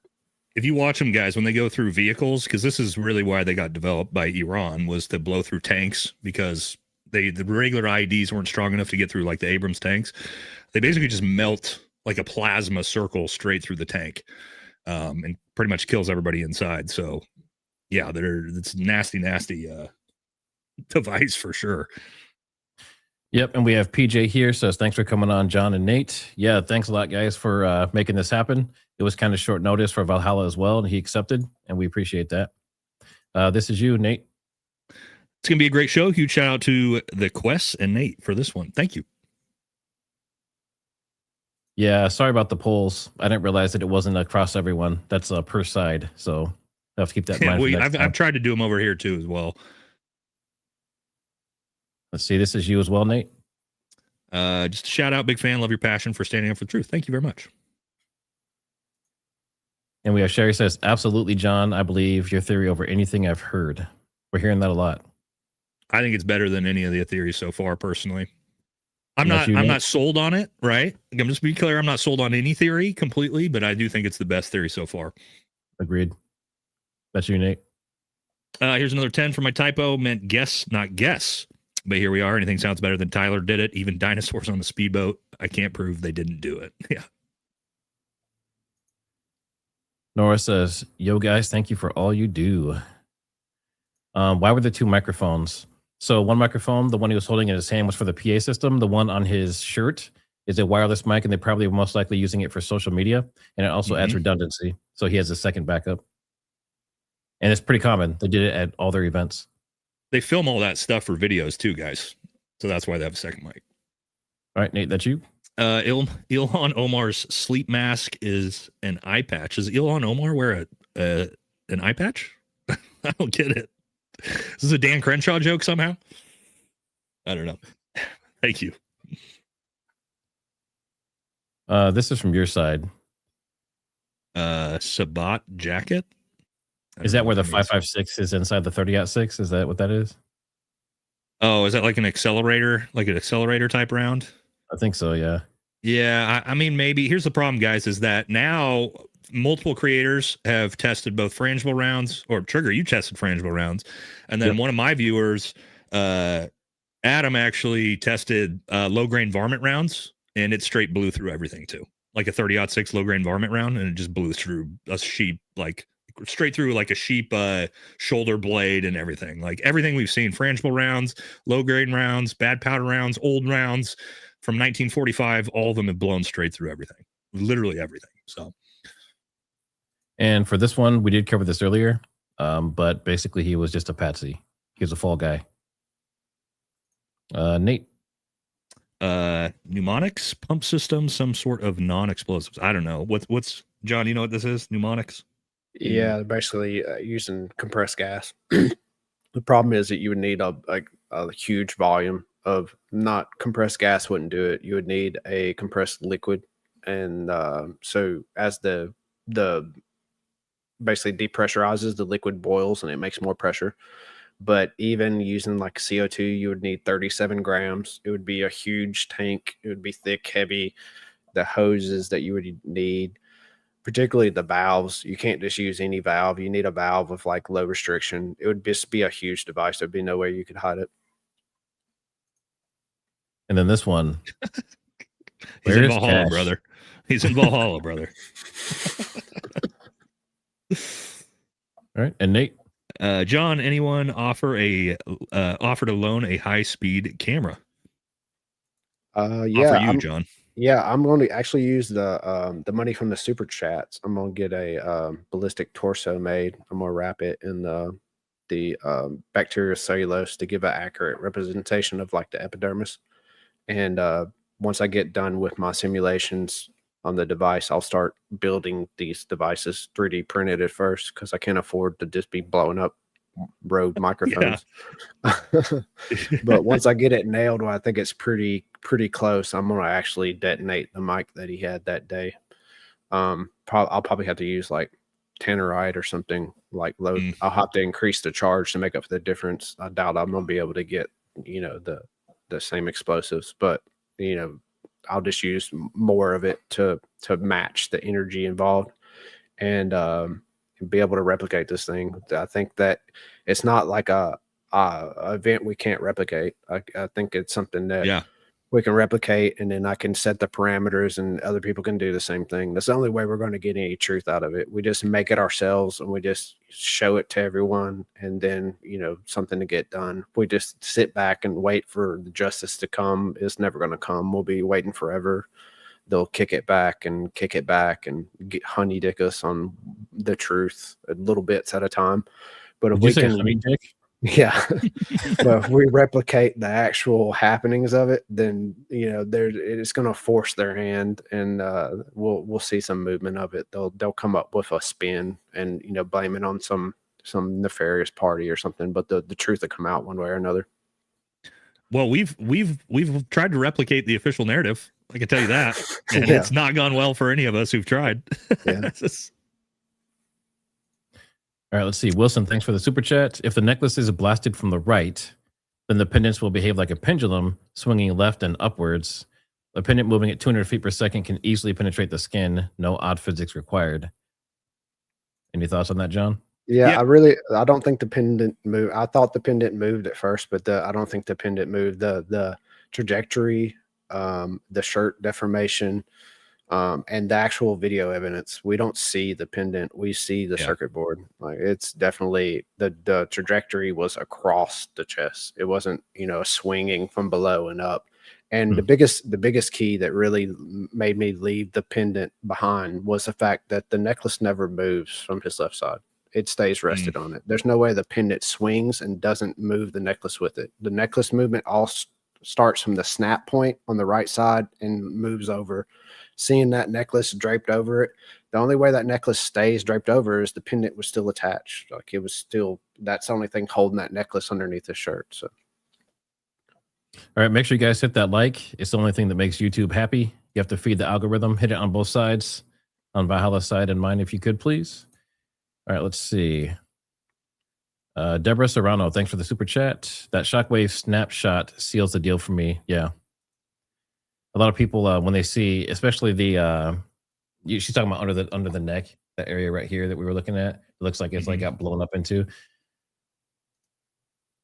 Wow. Alva Sorcerer Video Library. Thanks for the super chat. For John, will you agree to post a video of your test fires, even if the results are grossly inconsistent with what we see on CK, Jordan Hinshaw? oh yeah, of course. Yeah. But I'm not going to waste my time until I get it right. I mean, if you don't do it right, of course, it'll be inconsistent. This was, an event that is going to require some testing to work it out. So I'm going to do as much of the work and simulation to ensure that once I start doing it, I'm not just wasting my time. And John, I have 2 more units that you can use if you want me to send them over to you for testing. Yes, absolutely. All right, let's see. And Jordan, are you using like an alias to try and sneak questions in? What's going on over here? That's kind of sketchy. All right, let's see. Stefana Holman, I like John's theory, but shouldn't the front of Charlie's shirt be blood saturated? And I get that's the jet penetration. Yeah, no. It's going to prevent that blood from really escaping out. You're going to have a clean wound. It's going to look abnormally clean. It's going to look strange. It's going to be so clean. You'll see a little charring and kind of like tearing on the outside of it, but outside of that, it's just going to be a round hole in his chest. So based on the heat and everything generated from that shape charge, would that also cauterize? Yeah, and because it creates such a shearing force too, it just anything that it impacts, it's sending internal, and then what's remaining is not going to bleed because of the heat. I'll see. Nate. Remember, Dan F put mini fan bottom RT chair leg. Dan Flood put a mini fan. A mini fan. There was 2 fans actually. There's a fan on the front of the table and a fan on the back side of the table. The table jumper, I call him, the guy that jumps the table for no reason. He kicks over Charlie's tee and knocks the 2 tea bags over and knocks one of the fans over, but the other fan's sitting there running the whole time. Yeah, I call that Dan Flood's nutsack fan to keep his nuts from sweating. It's pointing right at him. He's the only one using it. I'm pretty sure he got canned, didn't he? Didn't they get rid of him? Yeah, I believe so. Yeah, he's off the website and everything. Or reassigned, right? I mean, that was my call, is to fire all the security team immediately. What a failure. All right, that's you, Nate. I need more of your side investigation opinions on you, ICE, and how they're acting. No body cams, etc. I really expect your opinions. On ICE? I mean, I think ICE needs more training, man. I started looking into it. Like, some of the ICE officers are getting 47 days of training before they're going out on the streets. It's not great. I'm pro law enforcement, but yeah, we need some more work done on that. But that's a different topic for a different day. And to all the channel members, I know I didn't mention them earlier. There were a lot of them. We definitely appreciate you. Let's see. Donnie B. Thanks for the super chat. Shirt halfway up stomach. Don't see any damage. So I think when he was being carried away, maybe you didn't see any damage, from like the rib cage down, basically. You do see some abrasion. There's some bruising abrasion under the nipple. But I haven't seen that. The peaks, I didn't know there's video footage of that on X. Yeah, you can see it. Definitely, it's pretty clear. From that high resolution photos that the stills that the guy released. I forgot his name, but the peaks that I'm at, I believe it's like upper sternum was the impact. So the shirt never raised high enough to really expose any of that. All right, this is for you, Nate. Thank you. Appreciate you, Jax. Good looking puppy right there. This is for you as well. What's the theory on the trap door and cement? Yeah, there was a theory that, there was a complete underground system that I don't know. I think there was pictures of it before that. Who knows what that you could do down there? But the idea was that Charlie got shot from below coming out of that trap door, which I don't know. That's not one I ever subscribed to. True, they did. Gary, thanks for the super. Great analysis and detailed demonstration of the impact, and if nothing else, there's reasonable doubt in the case against TR. Now we'll see if there's collusion in the court. And on that note, Friday it's a pretrial, and this is just to see if he's going to lose one of his defense people because his child, I guess, was in the crowd when this happened. So there's a pretrial for that, and I'm going to be covering it. I'm going to have a lawyer on. No, it's not Barron, but I'm going to have another lawyer on, and we're also going to have possibly Billy and Brandy show. They might be doing live coverage and interviews outside the court. So that could be really interesting on Friday. And it's going to be during the day because it starts at like 1 p.m. So we'll probably start around noon. For John, how is anything going to go through his body and puff the shirt? I guess in the back where it puffs out.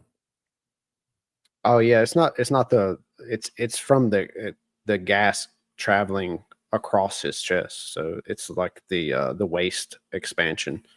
The jet is really precise. It's like, like a needle through butter, but there's inefficiencies in the design where the space constraint is so small that you can't have the cone and the standoff. The standoff is really important to get like maximum penetration. Otherwise you get kind of like, when the cone can't fully form a jet, you get some gas that's going to blow off the edge of his flesh and blow in all directions. And that's where we see that radial pattern, kind of like his cheek getting blown and the shock waves going across, and his shirt lifting at the sleeve, at the bottom of his shirt. And I believe the reason that the collar raises so much at the back is because kind of the arc of the shoulder, right? That gas is trying to escape, and it just follows the arc of the shoulder across the fabric, and the easiest path to escape is out the back of the collar. And I think that's why we see the collar stretch so much at the edge of the collar and kind of like go in, where if it was a penetration, you would see at the point of penetration would be the peak of the stretch. And we don't see that. We see the peak of the stretch at the edge of the collar. So that led me to believe that's just gas escaping from his shirt. All right, let's see. Nate's a good dude. He just disagreed about Mitch. It's okay not to agree on everything. 100%. 100% agree. Thank you, buddy. And also, I heard this. I don't remember which creator said this. It was pretty recent. I think it was Barron, maybe. But he said if you agree with someone 80% of the time, then that's good enough. You're not going to agree with everyone on every single thing. So just think about that. I hope not. I don't agree with everybody on every single thing personally. But thank you. Okay, so John, for you, I don't normally do a lot of super chats, but would like to donate to John for all his time and research to help with any supplies for testing, etc. Is there a place to donate to him? Do you have like a PayPal or Venmo or anything like that set up, or do you just kind of go off like the? No, just buy something that you need from my company, Blue Mountain Farm, OK.com. We make self-care fermented beverages. Buy something that's good for you, and I can help you and you can help me at the same time. So that's the best way to help me. I'd rather, help you get away from this corporate slop self-care that's killing everyone. And and then I'm gonna use the profits from that to help further this out, like the super chat money. I'm gonna buy that ballistic chest. So anything I can spare to push this forward, I am. So and Trigger's audience has been great. We've had so much support. Everyone's been so nice. Can you give me that link? I'll put it up in my pinned comment too for my audience. I'll put that in the private chat. All right, should be over there. But yeah, so basically what it does, just obviously this is like a side quest for this QA and stuff, but basically he creates a lot of like organic and natural and like healthy alternatives to some other stuff. And they do it out here. It's Blue Mountain Farm, OK, as in Oklahoma.com. And I also put the link down in the description if you want to help them out. But yeah, the audience has been great. You guys have been supporting them quite a bit. Where can I see? Here we go, shop. So just like a real quick overview, there's some soda prebiotic stuff. We have self-care. There's tallow items, which have been really popular. And I think you guys, they sold you out, didn't they? like sold me out like 4 times. Yeah. I've been 12-hour days keeping up with it, but it's great. The support has been life-changing. Like it's really, I don't tend to like attach this to it, but if you want to support me, this is the best way to do it. My wife thought I was crazy for spending so much time on this, but God rewards good behavior, good works lead to good works. And, we started this company to help everyone with the alternatives from all the terrible things that they pack on the shelves at your local retailers. And, this has led us to be able to reach a bigger audience. So, it's all for the greater good. And in my audience, we got it in the pinned comment as well. Make sure you go over there, buy some stuff from John, support him. Let's see. I'm just going to get down to the super chats. We have a ton of questions, but I just want to make sure we get to all the super chats. Let's see. This is for Nate. Military and clandestine op, custom housing, and nobody would see a difference. We can't look at existing mic housing, might be custom. I think, John, that's not necessarily true, right? Didn't they, with the way they did that with the Israeli pagers, they made them a little bit bigger, I think. How exactly did they make custom ones? Or could you actually they were just could you slightly pull the changed. battery out and put in a smaller battery and actually be able to use an actual regular Rode mic and facilitate the inside of that? Yeah, and it was much more difficult with the Grim pager because that was a suspicious party. They took those through airport scanners. Right, They had dogs go over those. Like they knew that there was a pretty good chance that they were at least had listening devices on them. So they scanned these things as best as they could, and they cleared the snuff. And remember, it was a decade they were using these devices before they detonated them. They were out there in the wild for a decade before they finally executed on that. And what most people don't know is the walkie-talkies that happened the day after. They're even more bizarre. The walkie-talkies, they don't even know how they set them off. The batteries set off. The batteries exploded on the chargers. The pagers, they hacked the cellular system and used the special frequency to set the pagers off, where you had to decrypt the message. So you had to hit 2 buttons on the pager, and that's why people had their fingers blown off in there, because they were looking at their pager, hitting 2 buttons to try to decrypt the message to make it blow up. The walkie-talkies, they don't even know how they set them off because it was just the batteries. It wasn't through the radio antenna on the walkie-talkie.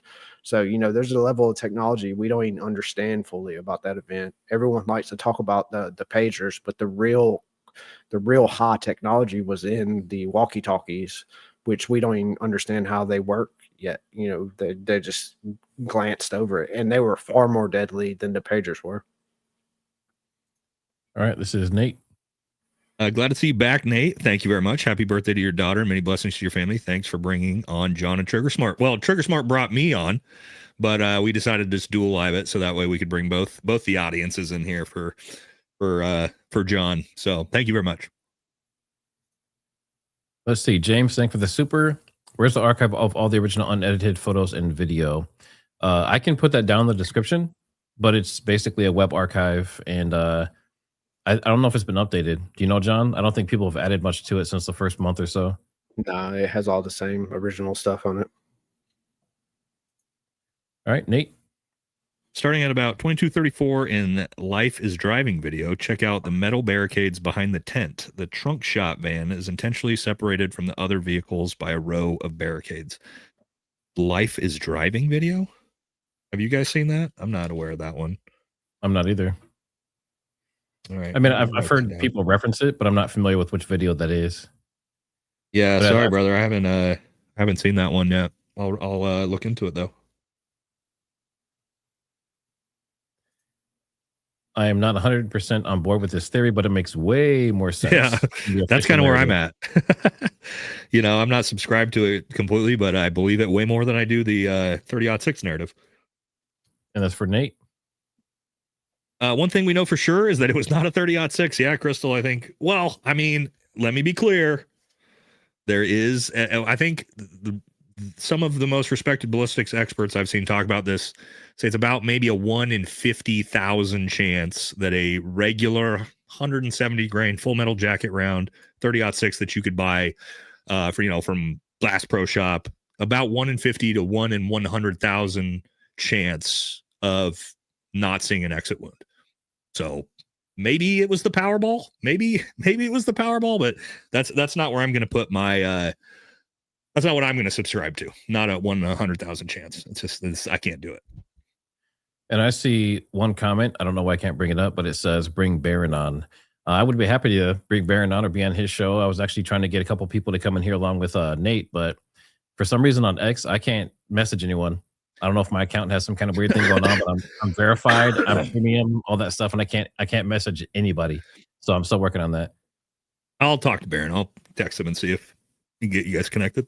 All right, this is Nate. Bahal, big fan. Answer your emails. Oh man, dude, I try. We get a lot. Question, John Valhalla, is the 10% waste energy enough to power lodge the battery in his neck? Also, the cavitation of his neck bulge is on the right side. How do you explain this?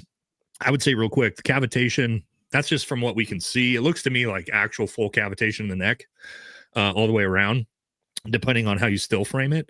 But as for the explosive itself, I'll let John answer that because he's the expert on that, not me. Yeah, there's the actual jet has a tremendous amount of power. So the energy required to launch that battery fast enough to penetrate 3 centimeters in the neck is exactly 10% of what I calculated the shape charge would have put into the jet stream of the cone off the cone. So the maths on that, it was just fast enough to penetrate the neck. Like if it would have struck in any different way, it wouldn't have caused a wound. Like it was a real freak occurrence, and that's why it's probably going to be difficult for me to recreate. That's why I'm doing as much work beforehand to try to get everything right, because it was a freak occurrence. I imagine they tested this device quite a lot, and they were really surprised when they got the results they got that day. Let's see. We say someone said Coach Colin is hilarious, but may not be a good fit for this conversation. I think Coach Colin is awesome. I think his take and his videos and that kind of stuff, the humor. He also has a lot of little side things that he says that are very, very interesting that no one else thinks about. I think he would have a lot of value in the conversation, to be honest. Let's see. This will be ours. Let's see. TPUSA ruined the chain of custody. Yes, of the most important piece of evidence, the body. They deserve every ounce of skepticism. Thanks for that super chat, Stefano Hamam. A lot of evidence tampering went down that day, turns out. Mm-hmm. This is Nate. Do you know covert op enhanced rad weapon AES makes? Isn't that, I think that's potentially what was being brought up earlier about AES making these? John, was that what we were talking about earlier? Was that the company? People found the contract for the micro-shaped charges. I think it was with the Navy that they had the contract with. I'll have to look into that. This conversation's the first time I've heard of that. Wouldn't be shocked, though. I mean, we're always testing weird shit. Now, I don't want to give away too much, but let's just say there may be troops on the ground looking into the AES stuff. I'll just leave it at that. Let's see. That's a John question. I don't know if you knew about this, Nate and John, but so for the next day, for September 11th, there was another event, but there was no security scheduled for it. Oh, fuck. They schedule events. Yeah. They scheduled events out weeks and months in advance, and they had no security plan for it. They have a text with the local police that says that they were going to cover it. So that's their explanation. Dude, that's so bad. I'm not saying it's not true. I believe you. You know what I mean? I'm just saying I hadn't heard that before. And if that's the case, let's just add it to the other 100 fucking sketchy things with everybody involved in this. All right, Nate. Took a basic first aid course years ago, but isn't it a rule not to move someone with head, neck, and spine injuries? Aren't you supposed to apply pressure and wait for help? Why carry him like that? I did an entire video breaking down the failures of the security team, most specifically in trauma medicine, with exactly this. One of my biggest criticisms was, yes, the decision to just grab him, not apply any pressure to his neck at all as he's just bleeding out, and then just run and throw him in a van and drive him to the hospital. There's context to this, okay? it's not a definite rule to not move somebody with a head, neck, or spine injury. It depends on the danger of the situation they're in. So what I would have given them credit for is if they would have been worried that Charlie, there was going to be more rounds, right? Like if they didn't know more gunfire was coming, more people get shot, you'd potentially want to move Charlie around that building. Like move him around the cement building, 10 feet around the building, treat him there, try to stabilize him there, wait for paramedics who are going to show up with all of the actual aid equipment that's potentially going to save his life. That was the correct way to handle that situation. But it's very clear that nobody on that security team had any real high-level trauma medicine training. They probably had no plans in place because that plan should have been in place, not just for that event, but for any event. If X happens, what are we going to do? Well, if Charlie is shot in the carotid artery or any artery, we're not going to try to just carry him off and then throw him in a fucking van and drive him to the hospital. We're going to stabilize him, stop the bleeding, and wait for paramedics and higher level care to arrive. So to your point, it was a failure all the way around. So, but that's what they should have done, is probably move him around the corner, stabilize him, keep him there, get paramedics there. Because keep in mind, the hospital was what, guys? Like 2 minutes away, which means paramedics were probably 2 to 3 minutes away. So they really don't have an excuse for that. And just really quick, if you guys can hit that like and subscribe. If you're on Valhalla's side, feel free to subscribe for me, and vice versa. If you're on Triggersmart side and you like what Valhalla's added and that kind of stuff, make sure you go over there and show him some love. And then John Bray is John Aaron, Aaron Bray on X. And there's a link that's in the description and also in the chat that you can look at his, I guess, what do you call it? Like organic natural products for your business? It's self-care. Self-care. And a lot of people have raved about it and they say it's amazing. All right, let's see. This is, okay. Your research has been amazing, John. Thank you for all your efforts. Also, thanks to Trigger and Nate for all you do. You are welcome. That is for Nate. No message there. Appreciate you. And Nate again. Tired of biting my tongue. I don't understand why you continually distract from the real stories. Iran. I literally just put out a video on Iran 4 hours ago. So Venezuela, 2 videos ago, I did a video on Venezuela. Cash Patel's Kirk theory is all BS. What's going on with Wes Watson? I mean, again, man, I literally just put out videos on those subjects. So I don't. You're 3 for 3. So yeah. So yeah, thanks just put that out today. Thanks for the super. Gary, thanks. Let's see. Poll: was the person jumping off the roof Tyler Robinson? Yes, no, not sure. Yes. So I've heard many of you say, like, how come you don't put like not sure or undecided or something similar? I like to try to get you to make a decision. It's too easy to just add like a not sure. That's why. I do that too with my polls. I don't give any cop outs. 100%. Holisticology. Thanks for the super. Let's see. I got the Blue Mountain Farm Super Tallow. I love it. So glad you made these. And I've heard from a lot of my audience that they love all the stuff they've gotten from him so far. Yeah, I'm going to check your stuff out. What do you think the odds are that he wasn't supposed to die? I 100% think the full intention was for him to die. For sure, personally. I don't know what you guys think. I think they wanted to make sure he was dead. Yeah. He was ruffling too many feathers. He was going against not only the war stuff, but also the lobbies for other countries. So made an enemy of himself for sure. Savannah Barberi, thanks for the super. Matt, what about the Freedom t-shirt? When he was on the grounds, it was white with no logo. So I've seen the images, I've seen the blood, and I've seen it pulled up. I'm gonna have to go double check that now that you mentioned that. Yeah, I mean, I wouldn't. Sure. Yeah, I mean, it has to be there somewhere. I mean, the letters aren't gonna, unless the letters got blown off the shirt. I don't know. I guess maybe that's possible. Let's see. Another jet question. This is Nate. Maybe they use some classified technology. Here's what I'll say, guys. I know everybody thinks, and we do have some crazy stuff out there, right? But like typically, I doubt it. I doubt you see some classified technology. I do think you see some like I don't want to call it wazoo, but like improvised explosive devices, like John knows. Like you don't actually need the craziest technology to pull something like this off. Keep in mind, like dirt farmers in Iraq and Afghanistan fucked us up and blew up tanks with basically, copper and tin cans. So, I don't think you need the craziest technology ever to pull this off. To John, to your thought, I mean, I think this is something like you could make, right? Yeah, when you have a low technology solution, you're going to use that. It's just, All right, and just really quick, we had a poll. I asked if it was foreign or domestic involvement for Charlie's assassination. So foreign is 57%, domestic is 43%. It's a lot closer than I expected. Yeah. Very interesting.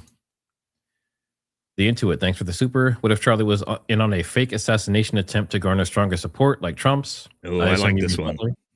And someone involved in the planning took it as a perfect opportunity to actually I've take heard this Charlie theory out. before. I do like this theory, actually. I mean, it actually potentially works with exactly what you're talking about, right? It is kind of a slight towards Charlie Kirk, right, to assume that he would do something like this. But it does kind of work in with, even with John's theory. Like if Charlie thought maybe that, like, it's going to be some type of explosion that's not actually going to hurt you. I don't know, but it's a wazoo one, but who knows? I don't know what you guys think. What do you think about that, John? Yeah, I think they could easily convince him that his life was in danger, and this would be a good way for him to get out to save him, and just make the device a lot hotter than he was anticipating. And it could explain, like, one issue I've always had with it is how he closes his eyes. You know what I mean? Like, he puts the mics down and he closes his eyes, and I was like, does he do it all the time? I watched other videos. I've never seen him do it in another event. It's like there was some anticipation, but it could just have been coincidence. I mean, he was hearing the same dumb question that he's heard probably like 100 times. So it could have just been him like, dear Lord, give me patience. So you just never know. But in the scenario he was under, it would be very easy for them to convince him that his life was in danger. And this was a good way for him to not only get witness protection, but make it where his witness protection was airtight because everyone assumed he was dead. All right, Nate. Sup, Nate? Great to see Trigger and John in here. Y'all are legends. Just wait for Dan, Jesse, and Ian to show up to come first full circle. Thanks, bros. Yeah, appreciate it, man. Thank you. Savannah Barberi, thanks for the super. With all due respect, guys, I believe Charlie is alive. By the way, love your show. Yeah, I mean, no one has 100%. Like I said, no one has 100% proof either way. I'll tell you this. There are more people who believe Charlie Kirk is alive now than believed it like the first week of this. Yep. That theory has increased in popularity for sure. And a lot of it is because there's no answer. There's no real good answer yet to exactly, or like, we don't know exactly how this happened. And so, theories like that, I think that's where they get more popular. Nate? He makes sense. Watch his videos, slow YouTube speed, so frames are slower. You see the black pieces falling. As soon as his shirt rises up, you see the plastic go towards his neck. Is this... Oh, we didn't watch those videos, did we? We were talking about potentially watching some of that frag come out. I don't know if we were allowed to. The ones that I have aren't doctored enough yet for live streams. Okay, yeah, cool. Unfortunately. But on X, if you go to John Aaron Bray on X, you can see all of this in detail. Because X I need to get X. I eventually have to get X. Everybody bullies me and says, Nate, you have to get on X because that's where all the good information is. So maybe, they let maybe me I'll finally do it. Anything. Yeah. I've had one thing that someone, complained about, and I had it taken down. But for the most part, I can put anything I want on X and it stays up. That's free for all. Yeah, I've heard just that. Fun fact: there is a @Valhalla channel on X. Oh, is everyone always tags constantly. It is not. Yeah, that's not me. Also, there's a TikTok channel with like 60, 70,000 subscribers. That's Valhalla VFT. That's not me either, guys. So, yeah, I'm just on YouTube and Instagram. Nate again. Someone said they shot the young into the rink. Do the black vehicle in the tunnel behind CK that opened seconds before the shot and corpses and after. Yeah, that was a different shot from behind theory. I watched that one a while back. I just couldn't see any fidelity in what I was watching when I saw that. I don't know if you guys remember that one. The Trigger, I think, or Matt, you did something on that video, right? That was basically that was the pendant one too, right? Yeah. That one for me. I just couldn't see it well enough for me to get on board with that one. Yeah, there were two separate guests. One believes that he's still alive. The other one thinks he's dead, but they both thought the shot came from behind around that van area. And it's strange that the van, the trunk opens, the shot happens, and then the trunk closes. That's very, very suspect. Let's see. Oakhurst Self-Storage Inc. Thanks for the super. Jax is K9. This mic was for recorded video. Audio would have continued if the mic wasn't the culprit. Easy to rule out. I bet that's missing too. Yep, exactly. And another thing too is this has two sources of audio. There's the internal recording on the actual, like this actual transmitter records 32-bit float audio in it. And then it also broadcasts out to the receiver that's probably connected to a camera or the laptop or something else. So there might be two sources. And you'll know if it's 24-bit, like if they actually released it tomorrow and said, hey, here's the proof, here's the audio, the mic's still there. If it's not 32-bit float, then it's not legit. Oakhurst Self-Storage, thanks for another one. What does Valhalla mean, and what was meant by Kash Patel ending his funeral speech with "See you in Valhalla"? Valhalla is the Norse heaven for warriors. So if warriors die in battle in Norse mythology, then they go to Valhalla. And yeah, I'm not Norse, I'm Christian, but my family's from Sweden, so Scandinavian, so that's where it is for me. For Kash Patel, however, I'm not sure why Kash Patel is talking about going to Valhalla, but it's funny anyway. Let's see. Dog knows. Let's see. What you make of ground pat down plus mess with CK before SUV? Are you talking about Rick Cutler? Like picking stuff up off the ground and that kind of stuff? Is that what you're talking about? It does appear there's like Nate again. There's a video on X that is very, very close and a very pretty good resolution. You can see Charlie being carried off by his team from a totally different angle, and you can clearly see Rick Cutler on the ground picking up something, and he kind of like lifts his hand up like this, like he's holding a handful of something. Yeah, very, very, very suspect. That might be what they're talking about there. All right, that one is Nate. Why use a bullet as a detonator instead of its intended use? Thank you for the awesome insight and information. A bullet as a detonator. I think what you mean is the gunshot, like the sound of the gunshot, which is going to fire the shape charge mechanism off. I mean, I don't know. That would be something for John to explain. For me, if we were going to go down that theory, I don't think it's necessarily as much about using the bullet as a detonator. It's you have to have a patsy, right? That's the entire point of the gunshot going off, is you need a patsy, because if Charlie Kirk's chest just explodes out of nowhere and there's no gunshot, people go, his security team killed him, right? So you got to have a patsy, you got to have a gunshot for that theory to work. Otherwise, it's just a mic exploding on his chest. And then what? The audio engineer goes to jail immediately. So at least, John, what's your thoughts on that?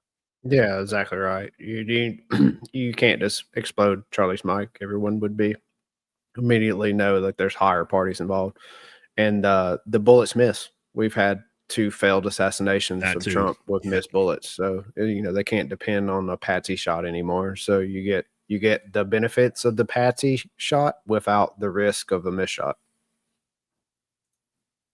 Nate. Oh, what's up, Bagman? Thank you, brother, for the boys. Appreciate it. Dog's nose, in my opinion, they'll play at CK in a glass case for dollars. At this point, they put the mic in there. They won't have to pay taxes if they do that. They'll set up a mock tent that you can take pictures in front of. Nate, that's you. She had him cremated to hide the evidence on his chest. Do we know if he's buried? Is he cremated? Do we know anything that's happened? Not yet. No. I know they had an arena lined up. I assume they cremated him. How did they get that arena lined up so fast? That always blew my mind. Like, that was quite a coordination to have that all lined up, just like a Hollywood, a WWE level event, just, didn't some hours.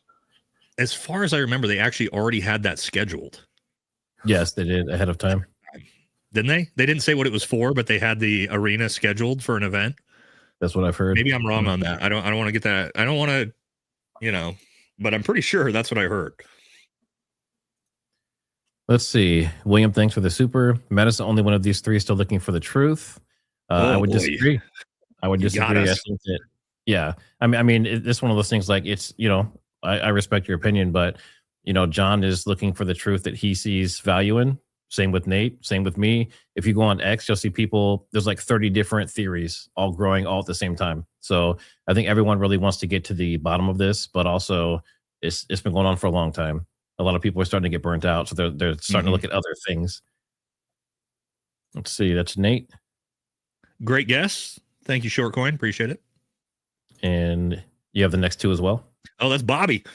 What's up, Bobby? Most of us have seen the Zapruder film and have seen what a high-powered rifle round can do. I still want to know where camera from behind went. Oh, yeah. And what the security team passing between themselves. Yeah, again, we still have no idea. Like, there's like 4 or 5 different handoffs. That footage from behind is still, like, it's TPUSA's footage. Like, suppose what does the FBI have control of it? So they can't put it out. They can put out everything else, but they can put out coroner's reports, allegedly, but they can't put out high fidelity 4K footage that would show us a lot. Another sketchy thing to me that we haven't seen that. Well, remember too, a lot of people are saying, well, it would, it'd mess up the case. But remember, Mangione, when he shot the CEO of the healthcare company, they released that footage right away. It's all that's that like, oh, it's gonna taint the jury pool is bullshit. The prosecution either has evidence to convict Tyler Robinson or they don't. That you could taint the jury pool the opposite way, to where you could taint the jury pool into wanting to convict Tyler Robinson based off bullshit information. But if there's evidence, like if there's video footage of him shooting, to John's point, like we know there's a camera that could see exactly where he laid down in the prone and shot. Like if you have that footage, show it to us.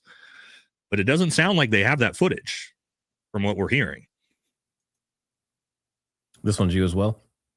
When planning an op, isn't the entire story created first? Maybe it was supposed to a 30-06 to the chest, but the shape charge didn't do as expected. Maybe. I mean, 30-06 round to the sternum. Oh my God! Like you'd have seen that. It would be just like to the neck though, right? Is you would expect a 30-06 round to blow straight through a human sternum and out his back, but we don't see any of that. So let's see. Ricky, thanks for the super. Thank you, John, for being brave enough to come forward and share your expertise. This is the only rational explanation. The neck wound foiled the whole plan. Yeah, if this was an unintentional wound, that would definitely change everything. I would imagine they're scrambling pretty heavily behind the scenes right now, which might be why you haven't heard alibis from certain people. They've kind of just stayed quiet. This one, can we recreate it? John is going to try. He's working on it. Let's see. Nate, just a thought: if those abrasions on his hands wouldn't we have seen them in the casket video? Erica did. Yeah, we talked about that earlier. Why he didn't have all those burns and abrasions on his hands? Well, but we've seen the casket video of his creepy doll-sized makeup hands. So I don't think that's him in the casket, personally. At least, I mean, I don't know what you guys think, but. No security setup for the next CK event. Yep. Matt just brought that up. And this one as well. I have a video I need someone to see at least Sean's light on it. That at least guys are killing me with the spelling tonight. At least shines light on it. He could have died that fast. He was moving his arms around. Well, you could probably email me or Matt or John if you've got footage. That's typically the best way to do it. Claire, thanks for the super. John, are you saying that the mic shrapnel traveled through his body and came out of his neck, or it hit him from the outside? It traveled underneath his shirt, and the circuit board traveled right in front of his neck, but the battery is on the front of the circuit board traveling at the same trajectory and just caught on his neck to penetrate his jugular. Nate? A pager is read in one fixed orientation. A handheld mic can be angled in any direction. Isn't going to use a known method. They use likely a 2-2-3 round. Well, Yeah, the pager mics were designed basically to be directional to explode in the face of people, but John's theory is that it's not just an exploding pager, it's a shape charge in it, which is a directional blast. So, you know. Let's see, Marty Beck, thanks for the super. I get censored on YouTube and X when I say, as an engineer, I would have 4 sharp prongs come out the corners of the mic, 2 ms, 2 milliseconds before the blast. Does that make sense to you, John? Yeah, I don't think you need it. I think the deformation of the shirt kind of benefits the Hollywood squib effect of a rifle shot to the chest. You know, it wouldn't have been perfect, but it would have been good enough for most people to pass it off. I would have passed it off. If they would have said, if they could come out tomorrow and say, hey, Charlie was shot in the chest and the bullet hit the microphone. And, you know, a majority of my argument would be no. But they went with the neck impact, and it's just the math don't math with that. All right, this is for Nate. Jordan Henshaw has some good counterpoints to your theory. Will you have an online discussion with him? And how do you explain the lack of a reaction equal and opposite to the shape charge direction? I think the circuit board and the battery are the equal and opposite. And as a person that's engineered CO2 machines, high pressure vessels, like I have patents on CO2 equipment. Like I understand it intimately. I know with the restrictions of the gas, the type of valves that would need to be, the vessels that would need to be, you know, concealed, and it's not possible. It's a good theory on a glance, but the deeper you get into it and you try to make it work from beginning to end, it just becomes more and more difficult to make it, you know, replicate all the things that we saw. And for anyone that's unfamiliar, Jordan Henshaw he has a YouTube channel as well, but he has the thought process that it was some kind of like pneumatic air compression that had like, because he actually took the course from Mike McCash to do like the squibs and all that stuff to like if he was to fake it. So that's kind of his angle. And he and John go back and forth quite a bit. So is his that it's like a fake death? Yeah. Okay. Or a fake death attempt. He focuses more on the actual like squib part of it, the fake blood and everything. Troy Lyons, thanks for the super. If you look at the hands on the funeral, you see a scar in the same spot under the makeup. I did see like what looked like maybe like a darker spot with makeup on it, but yeah, I mean it's hard to tell. You gotta explain to me why his hands are so small. The only way I can explain it, and I'm not saying that I can, but the only way you could explain it is if they had a really wide angle lens that kind of like curved. That's the only way I can explain it. Other than that, no. Yeah. Let's see. This is Valhalla. Don't ops plan stories. Maybe Charlie's chest was expected to be blown out by a 30-06, but the charge misfired. They stuck with the story. Maybe. Again, we talked about potential of, you know, maybe the shooter just missed and you got a backup. I don't know. It's not bad to have a backup to, you know, a shooter. To John's point, we've had quite a few assassination attempts where they missed. So, all right, this is a good one. This is 5.7 by 28 from under the black seat. I've heard a lot of people say this one. It fits audio and evidence. So when you see the chair fall down, you see what looks like, you know, maybe a bullet hole or something under the chair coming up, and people are saying that maybe it shot up through that seat into his neck. I know 5.7 can be armor piercing, so maybe theoretically it could do that. But my thought process is based on where he's sitting, it would have had to go through his legs first. So I just don't put a lot of weight in that. All right, this is Nate. The Nekak from behind photos looks like their black char on the necklace near his shoulder neck area. I didn't see that. I saw it on the hands. Maybe I was looking at the hands when we saw that, but char on his neck, on the neck. Let's see. So really quick in chat, I don't know how many people have seen which video and that kind of stuff and which images. Put a 1 if you've seen any images that look like he got burnt, whether it's his shirt or his chest or his hand. Put a 1 if you've seen something where he got burnt, and put a 2 if you don't think he got burnt at all. I'm very interested to see what you guys think. I think he did from stuff I've seen. But. All right, Nate. There was a guy in a red shirt with comms in his ear 150 feet in front of where Tyler shot from. I found it in the live stream that day. We'd have to see what you're talking about. Could just be a security guard, not sure. Let's see. Carrie Burns, thanks for the super. Savannah Barbiri, thanks again. We saw the video of Charlie from the back. However, isn't there a video when he is on the ground? Oh, there is. Yeah. But we haven't seen it. And I think, so correct me if I'm wrong, Candace, I don't know if you'll ever see this, but you said that you saw the video on a FaceTime and you took a screenshot. That's where we see these images from. I don't know if you actually own or have the physical video yourself, but a lot of people are asking if you do have it, if you would release it or why you haven't released it. But based on the angle, so like, let me show this here again really quick. So based on this angle, I don't know. I mean, if this isn't zoomed in, which I don't know if it is. That is zoomed in. Okay. Well, Yeah. because you can see the little FaceTime square there. Yeah. So I think this is all she saw on that video, and he's sharing it, but we don't know how much you can see underneath it. So we don't know if you can see the security team afterwards and that kind of stuff. yeah, it might be too high. I'm just assuming from that 4K camera that's up behind Charlie. Yeah. I got to imagine that 4K camera has full fidelity of everything that was going on down on the ground because it's angled down at Charlie, right? From the top of the head. Wide. Yeah. Yeah. And probably a decently wide lens as well, right? To catch the action.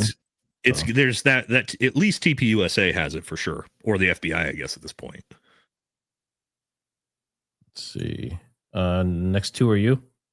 Keep up the great work. The world is watching. Thank you from Australia. Thank you, Cassie. And TJ says, Nate Dogg, what's up, though? Great pod. Nate, Matt, and John. Can't wait to see John's reaction or recreation. Thank you, gentlemen, for your service to the country and the truth. Yeah, I'm excited to see it too as well. See, Love My Liberty. Thanks for the super. And Robert Kelly as well. Nate. Six's mom, how many people do you think are involved? Can it be small? I think there are so many videos we haven't seen. The no blood is the tell. Aloha. For me personally, I think how many people are involved? Quite a bit.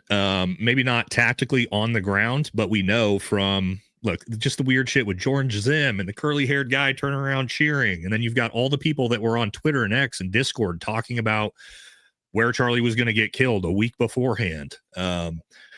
For me, I think there's 100% multiple people involved, and then there definitely was some type of high-level actor involved. I will not budge on that, whether it's our greatest ally or some Soros-backed hit. I have no idea, but I believe that there was professional involvement and multiple people involved. I don't know where you guys are at on that. I think that there would have to be coordination between certain groups of people. And the more research that we find on TPUSA and the people associated with them, I think that they have the capability to make it a very high-level hit. Whether it's domestic they got or the foreign. money for it. Oh, yeah. Yep. And the people in place. So, small town, let's see. Small town KS girl, Kansas City, maybe? Why wouldn't they have the shape charge facing towards the face of the device so the mic could be placed flat on his chest? It's the space constraints. Again, I think that led me to believe that's why they mounted the mic so like strangely on its like almost on its side, magnetic clasp underneath the collarbone. I think that they probably had instructions to mount it in such a way, and in a 45-degree angle, kind of like face towards his center mass. It wasn't something that was typical, so either it was just a complete coincidence or they mounted it that way, on a reason. It was bothering Charlie that day. You can see him like fiddling with it earlier in the day. But when your audio guy puts a mic on, like you're not going to move it. You're not going to like question what he did. You're going to assume he put it in the right position to get the best sound. So. All right, Valhalla, the next 5 are yours. Cash will say that Charlie was burping when hit. Cash Patel. Okay. New and Dangerous says, how are they going to blame the exploding device on a bullet if no hole in the t-shirt? Well, again, that exploding device is going towards his sternum, not towards his shirt, and under John's theory. So Omara says, have you ever considered that the people who did consider themselves to be artists, some of the complexity could have been for style points? Just a thought. Well, I think when you talk about him getting shot in the throat right as he's about to ask a very divisive question regarding, I don't want to say it on our YouTube channels because we could just get shut down immediately for using the word, but I think there could potentially be some theatrics to that. I think that was kind of popular theory early. What do you guys think about that? They really pushed that initially. Yeah. And said the bullets had engravings in it that were in line with that. So, yeah. Is that part of the agenda? I mean, I'm still waiting for court. If they come out with a 8K version of, Tyler Robinson taking the shot, with it, I don't know. They might. I don't know. Yeah. But as of right now, it seems like they really tried to push a very specific slant at the very beginning. And that's one here. Charlie Kirk had damage to his hands. How do you explain everyone around him not getting hit with the shrapnel? Love the show. Great job. Well, I think we kind of saw shrapnel flying all over the place, didn't we? Isn't that kind of the idea of all those pictures earlier, John? Yeah, exactly. And it was the battery was, you got to have density, right? To create, you have velocity and density. This is what gives you a power to create, a wound. And the densest object inside of the battery case was, or the inside the microphone case was the battery. And I think we're pretty sure where that battery ended up. Outside of that, it's just small plastic fragments. Even if they did struck somebody, they would probably not even notice it. Let's see. This is a great show, Triggersmart. Fantastic, smart guests. Yeah, I think they've done great. Real quick aside, just thought of something to John's point with the frag. Guys, skin only takes about 10 foot-pound pressure to actually penetrate. And so when you're thinking about something like plastic exploding from a device, very, very easily could, in that very first initial spot, it's got enough force to hit him from here to here. And potentially, somebody 20 feet away is actually not going to be that affected by that plastic frag. So just something to think about. It doesn't take that much to penetrate your actual skin. John, your explanations are very concise and logical. Thank you. Let's see. It looks like someone's asking if your wife has ever recorded an album. My wife? Yeah. Not my wife. My wife doesn't sing. Yeah, my wife, she was, that's actually how we met. She had a deal with RCA in Nashville, but she turned it down because they were going to slave her, and she realized it early. And so she decided to go a different route. But she has a band with the lead guitarist, Element 80 from Texas, Bray Woods. You can find her on YouTube. She makes great music. She's a great vocalist. Nice. Let's see. So did this kill him, or did they finish him off on the ground for Valhalla? I don't foresee them finishing him off in front of 3,000 people. God, I hope that wasn't the idea. But again, we can't see what happens under the table. But also probably not, because there's no blood on their hands. And if you're going to finish him off, you'd probably be doing that physically. So I don't think so. I think he was dead by the time he hit the ground. Shannon Thailand, thanks for the super. A wish list for road mics. Never bow, go max. Let's see. Person shot back. Imagine attaching explosive to a loose moving shirt. This is a good question. Can you really imagine attaching an explosive to a loose moving shirt? Well, it's not, when you hear explosives, you think like a radial, like frag explosion is going to send, energy all directions. If you watch most people test these shaped charges, like they're blowing holes in steel and they don't even have a counterweight on it. They just set this thing on the steel and poof, it blows a hole in it. Like it doesn't need a lot of counter force. It's not like you're shooting a projectile. You're not shooting, a high, heavy, object into something. You're creating a high energy, high velocity jet of gas and fragments. It may be only a quarter gram of actual fragmentation that's going through this jet. So it doesn't take like something to hold it down. It's not like a traditional explosive. Let's see. Greg, thanks for the super. That was hilarious. Ilan Omar sleep mask is an eye patch. Get it? She's a pirate. Oh, okay. Okay. Okay. Maybe next time have Coach Colin too, just for fun. Yeah, we'd love to have Coach Colin on. Let's see. Nate. Snob says, say we get the proof Tyler didn't do it. It's obvious this administration isn't interested in investigating the matter. Who's going to bring the justice? one of my biggest problems with this with the Tyler Robinson trial is we know a bunch of other people are involved in this. Like, people knew about this and were on Twitter talking about it a week prior, and there's zero effort and zero movement by the FBI, as far as we know, to bring justice to anyone else involved. So even if you do, to your point, let's say you convict Tyler Robinson, okay, well, what about all the other fucking people that are involved? We're just going to say whatever? That's what it seems like at this point we're going to do. This one too. Hello, favorite YouTubers, and the one person who got me on Twitter, Millennial Sorry. I'm so glad you did this. John, your humility and earnest nature is absolute treasure. Thank you to all of you. Thank you, Hella. See, great live episode. Let's see. Nate, next two. Why would they want us to see this if they wanted CK eliminated? They could have taken him out anywhere. I think a lot of people talk about this too. You know, if I was going to do this, I wouldn't do it publicly. I would get his pattern of life. I would get his entire schedule. You know, you'd follow him and know exactly where he's going to be at a time where he's most vulnerable, where nobody's going to see, where there's no cameras. Like, if that's how you're going to want to do it. But if, again, you want to have some theatrics involved, I don't know. Gooch Parm Actual says, Nate Dogg, what's up, my guy? Thank you, brother. Let's see, Earl's daughter. There's a witness testimony in the legal document that states there were ambulances at the event. So everything I've heard says there wasn't. There were EMTs, but EMTs, yeah. And I've seen tons of aerial footage and everything. I haven't seen ambulances anywhere. Let's see, Nate. Oh, I was joking about Wes Watson. Yeah, Wes Watson's struggling. You guys might know who Wes Watson is. That's my other YouTube channel, but yeah, he's having a rough time right now. And that's yours as well. ATZ, thank you very much for the generosity. I know it was lightly touched on, but did anyone from front row report debris hitting them? Would that be possible with a projectile direction? I don't know if anybody. I do know one person who's in the front row that I've talked to.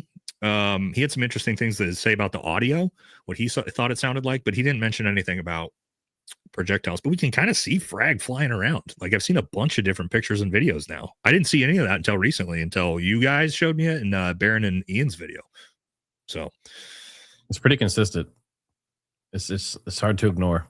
And also, what would all this plastic frag shit everywhere? Why? Like, why? If it's just a 30-06 gunshot to the neck, why is that happening? Is my question. I'm morally obligated to disbelieve the FBI. Yep. And real quick, guys, if you're still on here with us, we appreciate you watching. If you guys can hit that like, that'd be awesome. It helps out the algorithm. This is Nate.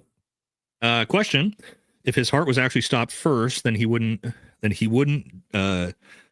I can only say decerebrate posture. Would he? And we see it clear happen before a sheet of blood. Well, no, because decerebrate and decorticate posturing is a neurological thing that happens, not has anything to do with blood, right? So we're talking about like decorticate posture. That's a injury to the actual cerebral cortex or the upper brainstem. Which is I think we didn't talk about that as one of the interesting things, because even the 30-06 didn't really make sense for the decorticate posture that we saw, because he gets hit like down in the C4, the C5, and you wouldn't have even expected any damage to the cerebral cortex. John, did you talk about that? You talked about decorticate posturing. Yeah. I glanced over that, right? Yeah, that was like when I was the inconsistencies of a 30 off or any rifle impact to the neck. Like, you couldn't explain that. And I think that's why we get like the C1 that's just completely unbelievable. That's the only way that you could possibly say that he would have that physical reaction. But you look at the angle of the entry and where the entry wound was, like, it's just like magic bullet territory. But if they had a physician kind of like in on the know, like, they would know, like, hey, the only way you can explain his physical reaction if we try to like pull off a magic bullet and say his C1 was impacted, you could possibly say that it was close enough to cause, the shock wave to cause that damage. The cavitation somehow was big enough from the C5 to come up and hit his brainstem. Maybe. Yeah. But that's about the only thing I could wrap my head around as a maybe explanation. We know high energy explosions do it all the time. Like, there's been people killed with full body armor on, no no piercings, the full armor, Yep. helmet, everything intact, and they died because of the shockwave. It's that powerful. When it hits soft tissue, like it does damage to the internal. You're a big bag of liquid. So that cavitation is a force of a shockwave through liquid, and it doesn't have to be a ballistic impact. It can be a shockwave from an explosion, and it causes the same amount of damage. So it's a lot more likely that that sort of physical reaction could be caused from a high energy explosive than a 30-6 impact to the neck. All right. So for anyone watching, I think we should have John Bray start some merch, and it should say T-shirt should say "You're a big bag of liquid." What do you think? Mark Hatteen, thanks for the super. Check out the work of Frank Bray. Never heard of him. It was a real gunshot, lateral recording his muzzle to target panned by computer. It would leave the audio trace. Again, with this particular situation and the audio recorded on different devices, there had to be something physically traveling across that courtyard to be picked up on all the different devices that way with the Mach cone from the supersonic round. So like faking the audio wouldn't work. Ben Cook, thanks for the super.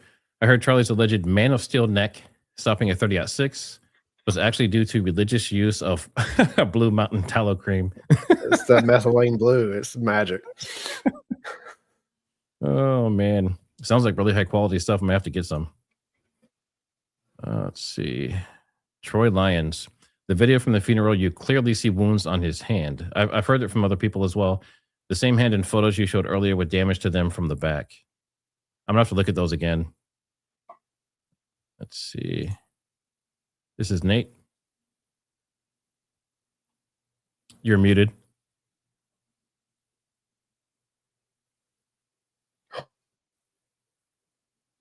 Oh, no. You're not muted in the program, but we can't hear you. So we'll keep going while we're waiting on that. Let's see. William, thanks for the super chat. Read the Freemason's oath, and you will understand what happened to CK's body. Mm. I don't have any. Nope, no audio still, Nate. You might need to maybe drop and come back in.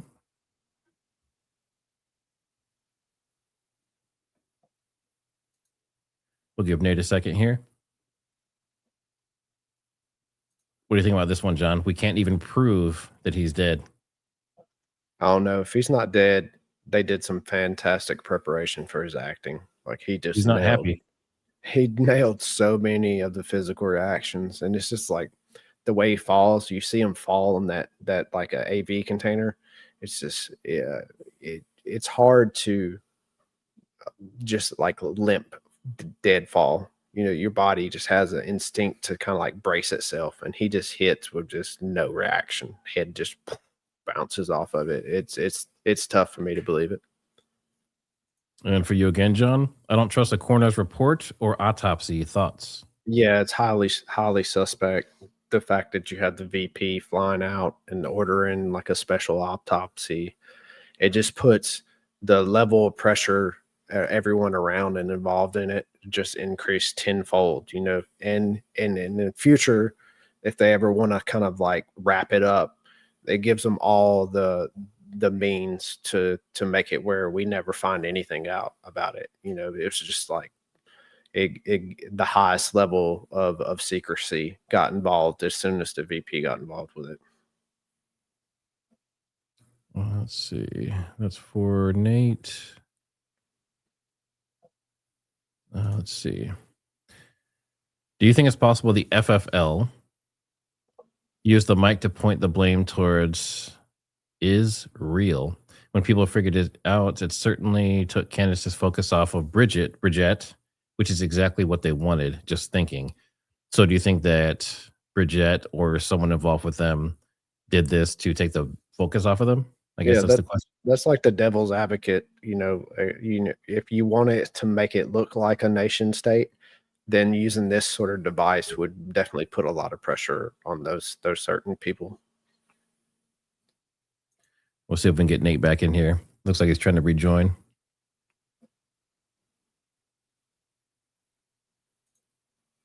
Let's see. YSD Films. My prediction is TPUSA folks take the fall soon.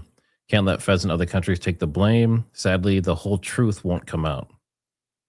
Check. Can you hear me? Oh yeah. We can hear you. All right. That was weird. My mic just shut off in StreamYard. It was working everywhere else. Oh, well. I was gonna fuck with you and say no, but we don't want to do that. All right, let's go back to these. Had a couple up here that I skipped to make sure it was for you. All right, that's the first one. Raymond says, I'll try to quickly upload a 30-second video titled Valhalla VFT to explain what might have been. Okay. Video is uploaded. Well, where? You got to tell us where it's uploaded, dude. It's just up. Like we know where it is. It's in the nether. Thank you, though, brother. Appreciate you. Telekinesis. All right, let's see. Savannah Barbieri. So why not show the bottom part of the video? Are you talking about the Candace and Terrell video? I think a lot of people are asking that question, but we don't even know if she really has it. Maybe she just only saw it through FaceTime, so we don't know yet. This is Nate. Damn, Nate's live and no one called me. Yeah, I'm not usually live on Monday. You got to blame Triggersmart for that. But I did schedule it up 2 hours ahead of time, so you don't really have that many excuses. And in all fairness, we didn't know we were going to be multi-streaming until right before. That's true. That's true. But thank you, brother. Jennifer Lambert, thanks for the super. TJ Cavalier, Matt, found you from Nate, Ian, and Baron. Great work with Frangible Round Video. Real men work in the cold. Love from the great state of Michigan. Yeah. The whole time I was chilly out there. Mm-hmm. Whole time I was just thinking like those guys are out there in Texas. Yep. Let's see. Nate. Does Erica's mom own a shape charge business? Sus. No, but I mean, her dad definitely founded a company that probably could figure out how to make some shit like that. Raytheon. Raytheon's making way higher level military technology than that. So who knows? Let's see. Stan Strong, thanks for the super. A video close-up of CK's right side. Okay. When staring at his back in slow-mo, you can see white blur shoot from CK's mid-shoulder blade where Dan Flood's black shirt is backdrop for white blur. In my opinion, is a bullet or his spirit. Oh, God. That could be more shrapnel. I mean, everything that everyone says is Yeah. a bullet could be shrapnel at this point, right? With It's this alleged unlikely, theory. you guys, you're going to see a bullet being captured by a 30 frame per second iPhone camera. So it's more likely that it's something like debris than an actual bullet. All right, Nate.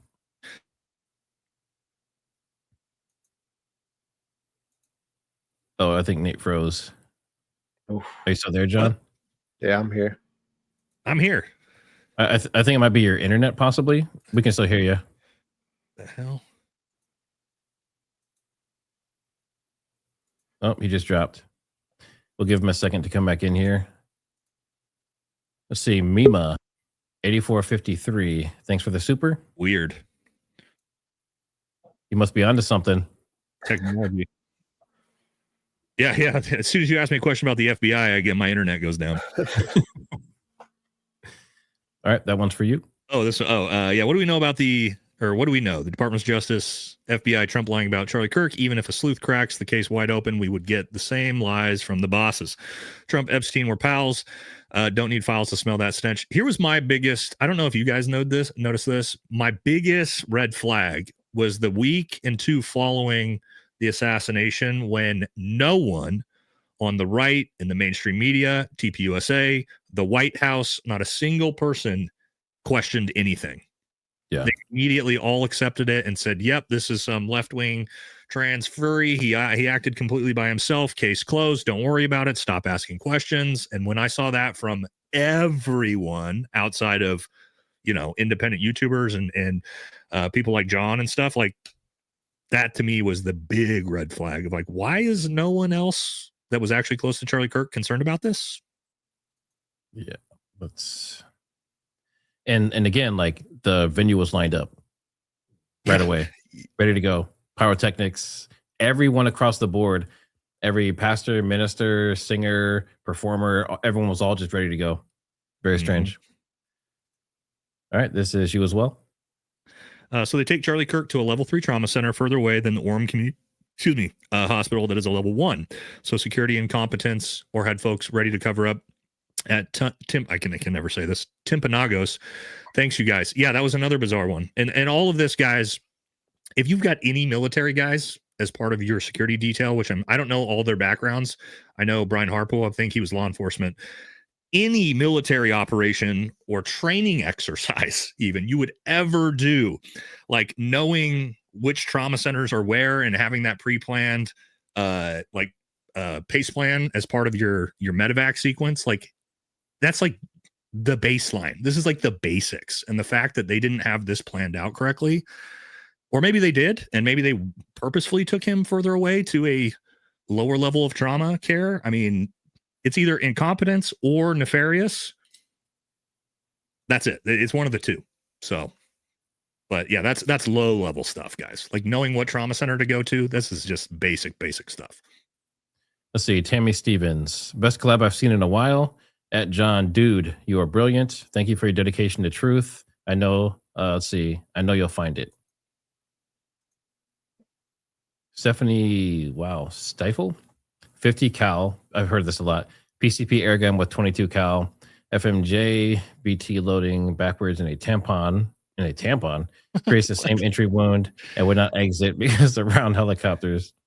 Problem is, a 22 round doesn't create cavitation, like basically hardly any cavitation in the body. So you'd have to explain some type of cavitation in the neck. That was always my big thing. It's with like a pistol round or a 22 round from the start. One is it sounds like if it's a gunshot, supersonic gunshot went off, and two, you just don't really, you don't see that doesn't look like a 22 round when it comes to the wound. I know what you guys think about that. But just the size of it alone. Yeah, it's so big too. That entrance wound is way too big for a 22 round. It's too big for a 30-06 round, to be honest. But if we're being, calling balls and strikes. All right, for Nate. Dr. Wang Lang holds the key. Dr. Wang, that's just an inside joke on the channel. Let's see. I love you three together. Thank you. Let's see. This is Nate. We'll know if anyone gets anywhere close to provable facts. The last anyone will know of him is he caught up in ICE raid and dragged into a van. Okay. Stefan, has the defense team reached out to John? And if not, why? Or have you reached out to them, John? Oh, I've tried to reach out to everyone. I've heard nothing. I wouldn't expect so. It's not, they're building narratives. They're not trying to find the truth. It's a kangaroo court. So I've heard the same from others too. There's other people with a lot more information, and no one's getting anything back from defense. Yeah, and that's bizarre, isn't it? Isn't there a lot of really knowledgeable people out there? If you were the defense, you would want to talk to. I don't know. I think I would if it was my defense. Let's see, James. Thanks for the super. Does Archive have the higher frame rate videos redacted with them? Yeah, let's see who said that 500 feet per second objects were captured moving. Legit. Do you know about that, John? Yeah, I think there's some misinformation about Dolby Vision, like being 240 frames per second. The new iPhones can film 120 frames per second, but there's not a cell phone that can video 240 frames per second. And that's kind of like they extrapolated that 500 feet per second by assuming that the video was 240 frames per second. So if anything, if you use their same math on the reality that at most it could be 120 frames per second, it's a 250 feet per second. And that's like right on the threshold of being able to penetrate flesh. Let's see. Incredible stream today, guys. Thank you. Thanks, guys. This was very helpful and well worth the time. Let's see. Original Made in America. Candace Owens saw a video over FaceTime. Terrell wouldn't give her the footage. Yeah, that's what I thought. But why would they? I mean, we know that they showed it to her. Why would they show it to her but not give it to her? Isn't that fucking weird? Yeah. Well, someone else had a good question too. If he showed it to her, did he not give it to the FBI yet? So did he show it to her before he gave it to the FBI, or vice versa? Like what? And how's he get on his phone to FaceTime it to somebody? Like, what is he like? Yeah, good point. He had to have pulled that off of the camera, which means and he has it off the card, right? Which means he has it on his fucking laptop. Yeah, which means he could have just easily emailed it to her or put it on the drive. Like it's just and modified it. Yeah. But I mean, it means they have it and it's just sitting there. Let's see. This is Nate. Yeah, Colonel Mustard in the parlor with a candlestick. Yeah, that's about where we're at with this one. This is you as well. Tyler didn't know he was being framed. This is kind of an interesting one, right? It's like the Patsy idea. Like, why would he go down with the ship? And what I try to tell people is like, if you're looking at this like an MK Ultra type thing, which I am, like you've got this guy bought into the cause. Like the Patsy's bought into the cause, and it's like, but at this point, once he's framed and everything goes off, well, he could say he's innocent, but that doesn't mean they're going to find him innocent, right? At least that's my take on this. Is like you had whether it's Tyler Robinson or whoever that Patsy on the roof is, like he's bought into it. I don't think he thought that he was going to be the killer, but the killer. I don't know what your guys' thoughts on that are. You kind of have to explain why he's willing to take the fall, I guess. That's the biggest thing to me. Like he's going to be in court on Friday. Like I said, we're going to be covering it live. I'm going to have a lawyer on and some people on the field, possibly doing interviews and stuff there at the courthouse. But yeah, if people framed me and I'm in court and I'm looking at the death penalty, I'm going to be like, I didn't do it, right? Like, so that's what he's saying. Guilty. But he's saying that. He's saying I didn't do it, right? So far, he's saying I'm not guilty. Was that official? I didn't hear that yet. He hadn't pleaded, so he hasn't pled guilty. Yeah. Okay. This one's for you, John. I'm a refrigeration tech. Certain refrigerants absolutely can cause the explosive force to do what happened to Charlie. I've seen 2.6 ounces of R290 detonate a room. Yeah, R290, like 390 psi. It's not a detonation. You're trying to create like a controlled expansion. So a detonation would go in all areas. And again, that R290, you have a vessel, stainless steel vessel. How do you trigger it? You can't just like make it randomly explode. You have to have a gate valve or an actuated valve. Like there's mechanics involved. And when you have expanding liquid, compressed liquid, you have like frost. It has a Linden frost effect, right? You have a expanding liquid boiling away. It creates a lot of cooling. You're going to have like condensation and any of the tubing will be cold and frosty. Like we don't see any of that. We see a little bit of gas escaping from the shirt, and that's about it. All right, let's see. Next, 1, 2, 3, 4. Next 5 are you, Nate. Let's see. Did it not pop up? There it goes. Lauren says, I could swear I remember the day of the shooting. Fox News said Charlie was delayed in starting because of mic issues. I don't know. I didn't hear about that. But I mean, that wasn't something I really was paying attention to at the time. But that also would have been the PA mic, not the wireless mic on his shirt. Good point. Thoughts on the shooter disassembling his gun? You mean on the roof after the shot in the 3 seconds? Did he disassemble a 30-06 in 3 seconds from the time the shot went off to the time he starts running? No, he didn't. That's not how it works. Even on like a Mauser. I don't have a Mauser. I've got Brownings, but as far as I know, Mausers are easier to take down than some 30-06s, but it's still multiple screws, and you're going to have to take a decent amount of time to disassemble that thing. It's not like an AR-15 where I can just collapse it and put it in a backpack. And that's a new one there. Oh, sorry. Did the blast make his neck break? Is that why his head fell to the side like we saw? I don't know. It's hard to tell. I mean, I think at that point he's just. I think he died pretty much instantly. Anatomically is what it looks like to me. So could just be that his body is falling over limp. Life is driving. Live footage revealed a signal that cut out of his live stream at the moment as shot. Could this be a remote signal for a shape charge? Yeah, that was you brought that up. I haven't seen that. Video. Maybe John, I don't know if you've seen the Life is Driving. No, that's the first I've heard of it. Yeah, I haven't heard of it either. Sorry, Beck. That would be a great question for Kelly Raybon. She's in the circles that know about all that stuff and talk about these quite a bit of it. So excess spaces where people just kind of sit and talk and hang out, and they talk about this kind of stuff almost every night. So if you're interested in that Beck build, definitely go check them out on X. All right, let's see. This is actually really interesting. So what about the guy who was asking Charlie the question before he got shot? That was Hunter Kozak. Yeah, he's real fucking sketchy too, man. And he was part of something called UnF America. And he would go around and follow Charlie Kirk around and harass him at all his different locations. And he was also in the town hall asking Erica Kirk a question after Charlie was killed.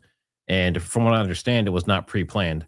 So she didn't know Hunter was going to be asking the question. So they kind of set her up too. Kind of strange. Let's see. Nate? He exhibited deliberate posturing moves that the brainstem was able to have that reaction, so his heart couldn't have stopped first. I think John tried to clarify just addressing the flow. Maybe I misunderstood your question when you asked it the first time. I was assuming you meant that he couldn't have had decorticate posturing, which is what we saw, because his heart had stopped. But that's not necessarily the case. Keep in mind, guys, your heart actually can beat autonomously away from your brainstem and your nervous system. So even if you get shot in the neck and it severs your spinal cord, your heart can continue pumping. So those things aren't necessarily anatomically the same with an injury like that. I might be misunderstanding your question still, so sorry if I'm not getting that right. But all right, so the next four are yours. Surf says, I knew they were trying to block me. DR with 2 points trajectory. Okay. Not sure. Thank you. Bobby says, got the package today, Nate. Thank you, man. The bride has taken the beige one. I appreciate it, or I'm glad you got that. Sent Bobby some merch package because he just got engaged recently. Congratulations. We talked about this one earlier. I don't know. Okay, so that is all the supers. Now, I don't know how you guys feel. Do you want to keep going? Should we call it? I can do a couple more minutes, and then I got a jet for dinner. Want to do like 5 minutes for random questions? Yep, let me go see if there's some good ones mixed in that weren't supers.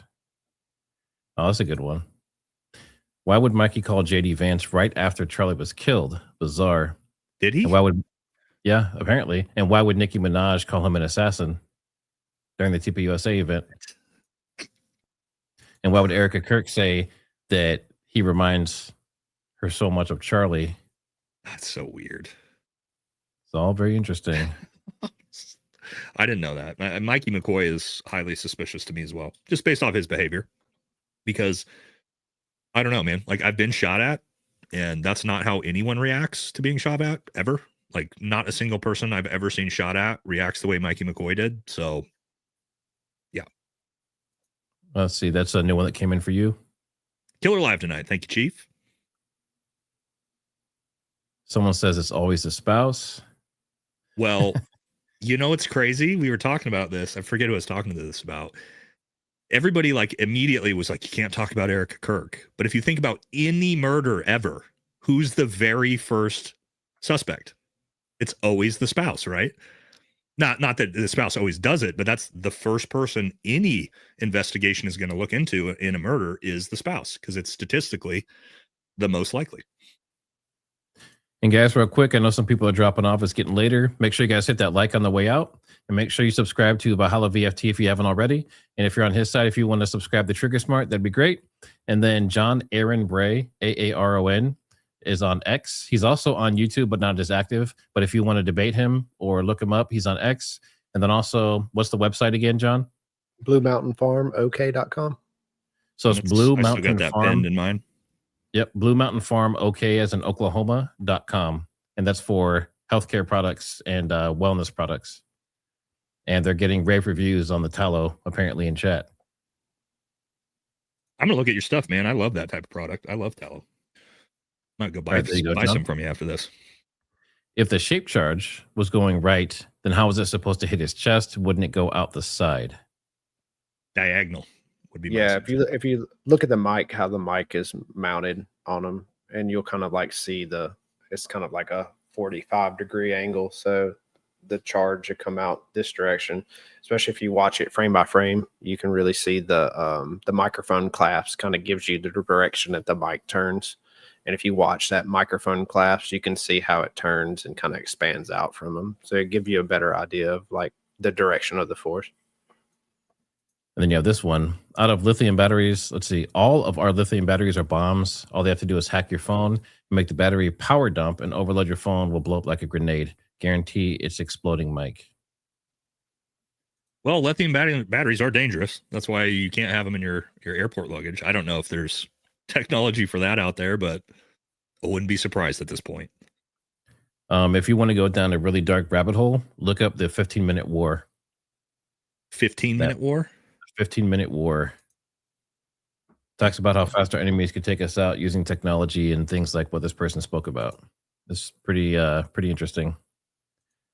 Let's see, for Nate. Does the shape charge make a loud sound, or is it more like a silent explosion?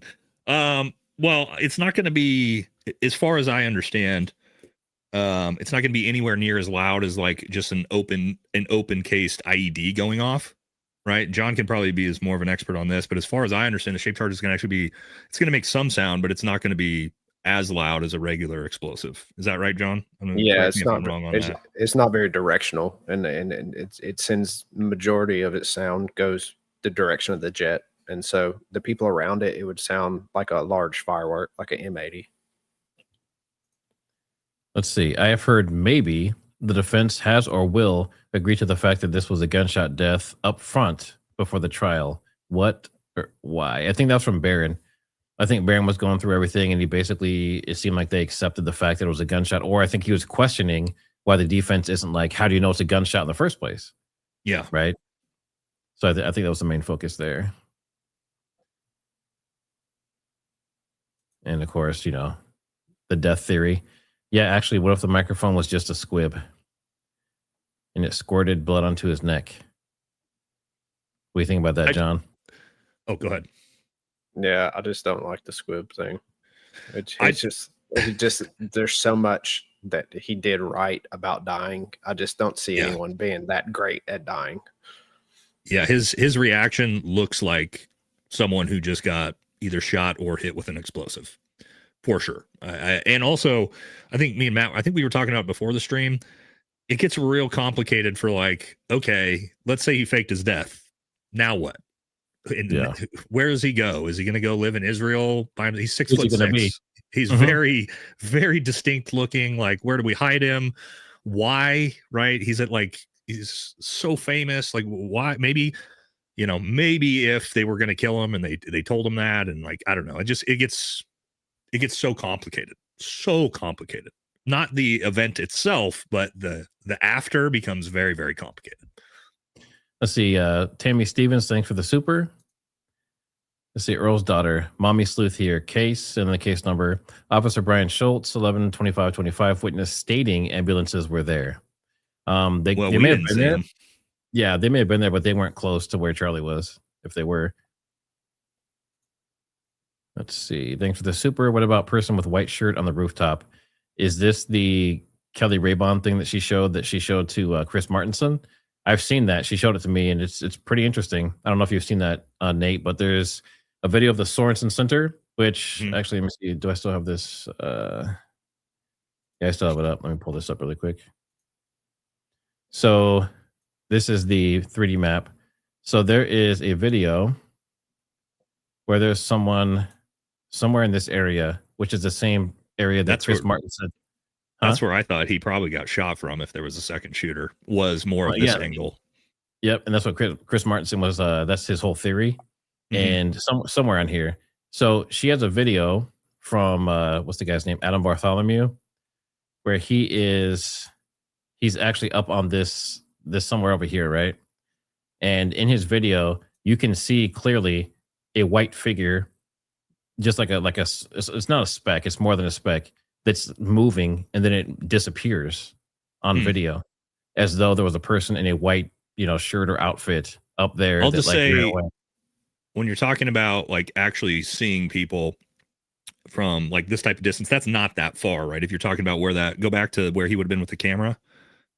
I mean, we're talking about what, 50 yards at the most.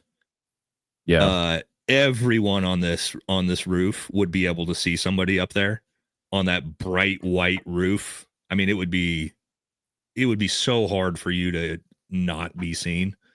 But again, I'd have to see the footage. I haven't seen anything that showed a shooter in that area or a potential shooter in that area. But again, I'd have to see it. But I would say it'd be very, very hard to not be seen in that spot. For sure. All right, this is Nate. what happened to the bullet after hitting him? Apparently it's lodged in his body, or maybe it's a frangible round and it's disintegrated in his body. We don't know, unfortunately. Yeah. I mean, without a coroner's report or an autopsy, there's no way to know. Let's see. Who's a good dog? Thanks for the super. Has anyone contacted Candace Owens with this info? If so, what was her response? I have no idea. Nate, have you had any contact at all with Candace? Well, I think he means John's theory. Oh yeah, me and Candace, we've been talking. She's helped me a lot actually. She's the fragmentation from the SUV floorboard, the spots on his hands, like a lot of her information has helped me get this further. So I imagine she'll continue to put breadcrumbs out there that I can pick up and work on. And then, of course, the biggest thing right now is you setting up to actually recreate or try to recreate this. Yeah. If you can recreate this, whew, that's going to be spicy. Yeah, hopefully the ATF don't come bust in my door. Yeah, right. We probably shouldn't talk about that. Actually, John's not going to recreate it. We were just kidding. Just kidding, everyone listening. Let's see. What did they give Tyler to be the scapegoat? I think you just get in too deep. And then, you know, if you ever seen how like prosecutors work, they put you under immense pressure and then they like good guy, bad cop, good cop, you know. Bad cop tells you you're going to the firing squad. Good cop comes in and says, hey, you work with us. We'll give you, you know, life. We'll give you a minimum security. You know, you'll have a posh life. You'll be able to play video games or whatever it may be. Like it's just, they put you up against a wall and then they give you an out and then they ask of you. And so that may be his ask. So, you know, he may be up against firing a squad or cozy life in prison where he can play video games, and that may be acceptable to him. We don't know. But also, what if he says I'm innocent? I didn't do it. They set me up. Yeah. Okay. He'll probably be hanging himself from a sheet in short order. Or the jury just goes, we don't believe you, and they convict him. Right. Yeah. So it's like, just because he says he's not guilty now, that didn't mean anything, right? And to John's point, like once you're in this deep, which again, if he was somehow involved, right, and he's the patsy, it's like it's real hard to then be after the fact, be like, but I didn't do it, I promise. Let's see. Robert Pollard says, ask John about the timing of the sound of the shot explosion. It seems to me if the sound originated 200 yards away from the camera shooter, that was about 140 yards, actually, not 200 yards. It should have been delayed, but it wasn't. Yeah, every camera angle you look from is different. It's so muddy. The waters are so muddy. Hold on a second, though. I see people talking about this like, okay, well, there would have been this offset of the sound of the gunshot and the actual shot itself. And we're talking about 140 yards, guys. Like the speed of sound is what, 1,100 feet per second? The bullet's moving at 2,400 feet per second. Like you're talking about like at 100 yards, 140 yards. It's snap hit, dude. It's like the gunshot's going to go off. It's going to hit him basically immediately, and you're going to hear the sound. It's going to be like so fast that the human brain's not really even going to connect the dots and the difference in timing from that. If the shot came from 800 meters away, now you're going to see a huge difference in time of impact to the time you're going to finally hear that sound go off. But from a shot that close, it's going to be pretty much, shot bang. Let's see. So this person here is Debbie Brand. Thanks for the super. Hey, all. FYI, Adam Bartholomew is Life is Driving. Okay. So basically the angle we were just talking about up on that overlift or the overhang, this on top that was seeing the white guy on the white roof. They're saying that video from that angle looking over everything is Life is Driving video. So I have seen that one then, yes. And there was this. I'm not sure if you guys have seen this yet, but this was released and it has a lot of new footage that people haven't seen. So I've never seen it. Yeah, it's a few journalists got together. It's the Salt Lake Tribune that's on their channel. But these journalists got together and pulled their footage from the professional news agencies and stuff and are kind of like summarizing it and talking about it. You see people with guns. You see, shots and angles I've never seen before. Yeah. It's actually pretty interesting. But then you would expect that they would have this type of footage for when the shot went off. But will they There's release this it? That's many the question. cameras everywhere. There's cameras everywhere that we're seeing now. So where's all this footage? FBI has it? I think people have reached out to them and asked, and either got denied or ignored. But there's even footage afterwards, like during the shot. So you see the shot, but you don't see. Yeah. Oh shit! What was that? I mean, that's just a dude, probably. Yeah, because you can. Yeah, you can still carry there, and a lot of people do. Looks like it has a Glock 19 or 17. I can't really tell, but I'll nice tell you little guys setup. this: if you're ever in a active shooter event, be very, very careful afterwards walking around with your gun like this, Yeah, because bad move. law enforcement could very, very, very, very very easily think you are the potential shooter and schwack you. So be careful with that, please. So this was interesting. I call this the Sandal Mafia. This guy's out here. He must have. I mean, he must have gotten deployed. Who the hell are these guys? I think that's SWAT. That's SWAT that got called that are out looking for the dude, or maybe FBI, right? Because they're on the ground looking for the gun and stuff. But you have a couple with sneakers. Maybe that's one of the guys. The guy in the green shirt had to give his jacket to Kash Patel because he couldn't find his. See, is there anything else interesting in here? There's just so much. And you see a lot of characters from angles you've never seen them before. And Mike McCash, let me see if I can find it. So there's scenes like this. Whoa. You haven't seen any of this. Yeah. So this would be definitely something. I mean, this would be a good thing just to play and review, Yeah. maybe What is this again? It's let me pull this out. It's the Salt Lake Tribune, What We Saw. Okay. Yeah, I'm gonna look into that. But they got quite a bit of stuff in here. Yep. All right, cool. Let me see if there's any more supers. We did have one more come in. This is for Nate. Candace says, great guest. God bless. Real manly men. Well, thank you, Candace. Appreciate you. All right, cool. All right, so if you can, hit that like. Make sure you guys subscribe. Again, make sure you guys subscribe to Valhalla and also John, and I'll put those in the banner down here. So it's Valhalla VFT on YouTube, and then John Aaron Bray on X. And also, we appreciate everyone being here. We appreciate all the super chats and everything else and all the love for John. And then can you say the website one more time? BlueMountainFarmOK.com. OK like Blue Oklahoma. Mountain Farm. Yep, BlueMountainFarmOK.com. Have some great products there. And Valhalla, definitely appreciate you coming on with us. Yeah, thank you very much. Had a great time, man. Great talking to you, John. I was excited about this one since I was able to do the episode, and then Matt hit me up, and I was like, hell yeah. Yeah, it was great questions. I appreciate it. Yeah, buddy. All right, we hope everyone has a good night, and we'll see you on the next one.